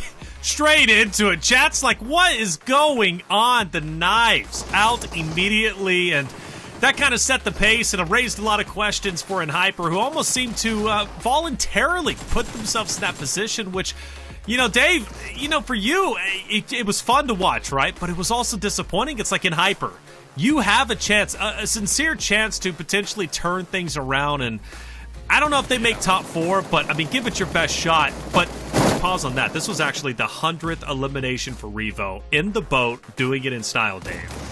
Boat Tate OP, but yeah, going back to Hyper, like, you've been making baby steps. You had one game with 7 eliminations, I believe. I think their best one here tonight. They had a 4th place with 3 eliminations, and we keep hearing them in the interviews like they're working on it. You know, they're working on their small mistakes, but when you hot drop a team and leave it up to just a knife battle here in the final game. Not to mention, like, now we have the power rankings that they need to consider when it comes to just looking at the teams overall in the world. Like, I don't know if a hot drop was the play for me here, Reflections. I don't think so. They've been trying to be aggressive. It was working in the first early days, I think, when everybody was still trying to, you know, catch their feelings, but now it's just not working. That drop shot from Ayala, though, man, I was losing my mind, Tiff. If he would have pulled that off, how big would that have been? And now here we go. Death Wolves, right? Final play against SLR. They get the job done. They get the job done, is to put it lightly. I mean, they really made that final zone every bit their own. And to see what they were able to obtain, a north of 20-point game, yeah, 21 points. That really cuts the lead on iNCO Gaming that they had in half. So that is exactly what they needed to do. But SLR, we knew they were on double points. To walk away with 24 is to just really salvage any bit left of this day for them. Well, Death Wolves is happy for that without question. We'll see how well they continue to do throughout the remainder of the days. SLR, though, finish off their double point strong. Actually, could be potentially one of our strongest teams. I don't know. AGG, Be Bold had their moments to shine. Be Bold actually should be the strongest, I believe, Dave. Yeah, and listen, SLR, I'm happy for them, right? I'm happy. They're giving it their all. They're going for some smart plays. They got the double points. You know, I'm still kind of harping on the Hyper thing, but hey, it is what it is. But NRG with the buff. All right, showing up 3rd place, 11 points to end their night here. And when we're talking NRG, like, all I want to see from them is just to improve every single day. So that way they're in a good position on the overall leaderboards for when it comes Sunday, their double points day. 9 through 16 looking grim. No points, basically. FURIA, E7, AGG, the only ones to score, but I know they're not happy with 2, 2, and 3. We take a look at overall to see if there's any shifts in the power rankings. Alpha7 will stay up top despite Team Liquid's double points day. Big surprise to me, obviously. You sobered up the mood, Dave. Team Liquid is still in 2nd place with a massive lead. You have to give them respect, but I'm still personally invested in that fight. There are no changes on this page, Tiff, though you were calling it right. Death Wolves do cut that lead in half. Just behind that of iNCO Gaming, now looking to break into top 4. The possibility is there now, as iNCO Gaming had a rough day. They really did, but honestly, what they started here for Deathwolves, knowing that they're in Group D and they'll get a bonus points day later this weekend, right? iNCO Gaming, they had theirs just yesterday. So the fact of the matter is, I wouldn't be surprised if Deathwolves is over to taking iNCO Gaming here shortly, but I'm also worried about FURIA, right? Because if Deathwolves throws down their double point day, there's a good chance you find themselves in the top 3. But as we jump on over to the back half, the only movement that we witnessed there is SLR based off that final match of the day that we just witnessed. There it is, Dave. They move up a spot. Titan Gaming moves down. It's NA on NA action. Moving on up. All right, SLR moving on up. But listen, boys, all right. I'm talking to the players, by the way. Bottom 3 North America. What? I know. If we flip the leaderboards, sure. Maybe there's like a flip day, maybe. Bottom 3. What is going on? It hurts. It hurts to see, man, because we gave so much hope to them, and I want them to finish strong. But top 4 is just a light year away at this point in time. And Hyper, I mean, is also starting to fall down too. I mean, their performances are so lackluster. You have these moments where it's like, oh, they look great, and then you have these moments where it's like, why are you getting in a knife fight off of the initial drop when you shouldn't be, right? It's just like, it doesn't make sense. It's not adding up. But hey, either way, it's fun to watch them, and we're going to continue to watch them. I mean, this is only day number 8. We still have to get the day 15 before we finally crown our top 4 and ultimately our champion. It was a great day, though. We saw Revo finally hit 100, and I mean literally 100 off of the boat. We'll see how far he continued to go, but he's leading the charge when it comes to eliminations. I think it was a great day of competition regardless, and I love watching PUBG Mobile each and every day. Tiff, I love working with you. What's your final words before we get out of here? My final words is, now that we've hit the 8th day, right, we move on to the back half of our series in general of 15 days of action. If Revo was able to eclipse 100 points and 100 eliminations on their own, can we make it 200? That's my final thoughts. And also, I love working with you guys too, but that's what I want. I won't be back here until next week, but that is what I'm hoping for. And I'm going to manifest that. I'm going to go find a candle of my own. You know? There you go. Hey, you find that candle. Hopefully it's s'mores, all right? Get s'mores, because then we'll always remember Dave for his s'mores take. I want to see 200. That would be huge. Will we get there? I don't know. He's got a lot of work to do, without question, and the competition's heating up. Dave, always great to work with you, man. I love your insight. What are your final words before we get out of here? Yeah, besides having to order a candle here tonight, shout out to Tiff for the Be Bold prediction. I think they had a really good day when it comes to their bonus point days. But looking ahead, 2 more days this week, I'm calling it right now. Deathwolves overtaking FURIA. I know FURIA is your squad, Reflections. Deathwolves, my squad. All right. FURIA, enjoy 3rd place, because you're not going to end the week in 3rd place. All right, just saying. Hopefully not. FURIA, I'd love to call them my team, right? But they become my team at the start, though. To call it bluntly, it was Enigma. Enigma was like, FURIA is the team I'm watching out for. He's been on their radar. They've been on his radar, and it seems to be working out. Hotchukes wasn't far behind, but FURIA, a team that has impressed me quite a bit. I'm still with you, though, Dave. I think Deathwolves might still be my team. I loved what they did in the beginning, and I'm loving what they're doing now. We'll see how far they can go. Hey, chat, I want to give you another update. By the way, the PMSL Pass is active today to the 30th of June. There is a message pinned at the top of chat with the code and a link. Redeem the code with the provided link to earn 20 points in the new PMSL Pass event and be that much closer to earning the Dark Arch Gentleman set and Dark Legend UMP 45. Well, that wraps it up for day number 8. What a day it was. Good action, hitting milestones. And, well, we've got day number 9 coming your way tomorrow. Group C will battle it out for their double points. Influence Rage, Team Queso, Rules of War, and Titan Gaming. Who will be the front runner for their double points day? We'll have to find all that out when we return tomorrow at 5 ET. For myself, Taylor Reflections, Noble, Mustache Dave, Spider Tiff, our production crew, and you in chat, make sure you hit that subscribe button if you haven't already. We'll be back tomorrow, 5 ET. We would love to have you. Flank. Push comes in. Already had some fire shots early on with the nades. Yeah, Revo did grab that knock. That's huge. Oh, that Molotov.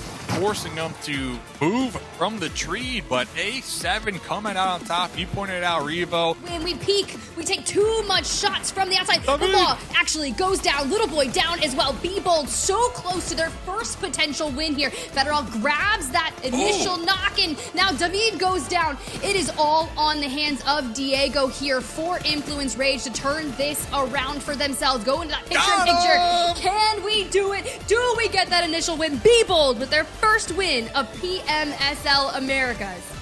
Going to let 9Z know exactly where you are. Chico already cooking the grenades. Incoming it is, and Stars runs, loses some health from it, but it's the dance here around what he's got, and just like that, another nade to be had, and there we go. 9Z with a winner chicken dinner in style. 7 eliminations plus the dub. Not bad. That would not be a good look. DBS, let's see what we can do. Oh, One, though. okay. There's Okay. one, though. There's Okay. 2, though. No way. Take it to him. 3 NRG. Not like this. Not like this. They have the numbers advantage, but they're getting peppered from multiple angles. Meanwhile, Diego with a nice grenade right there. Let's see, can they get the winner chicken dinner here? A little 3v1 action. Influence Rage got second place to Be Bold and drop number 2 on Miramar, and they come back swinging over here on Sandhawk. Our take the back route. We want to not give any lead of us approaching. Active's about to go watch him because he's about to get wiped from Alpha7 rolling up on a boat here. Wait a second. That's how you do it. Is that really the 100th elimination? Oh, was that it? From the boat? From the boat? From the boat? Okay, I'll take that. And the thing is, Death Wolves, they got into so many fights that they were able to loot so many crates, so it's going to be nothing but a mini red zone here to close the deal. Boy down. White Elegy down. It's just one member left of SLR trying to fend themselves away from the Death Wolves, but the Death Wolves will reign supreme here in drop number 6. It may have taken them down towards the island.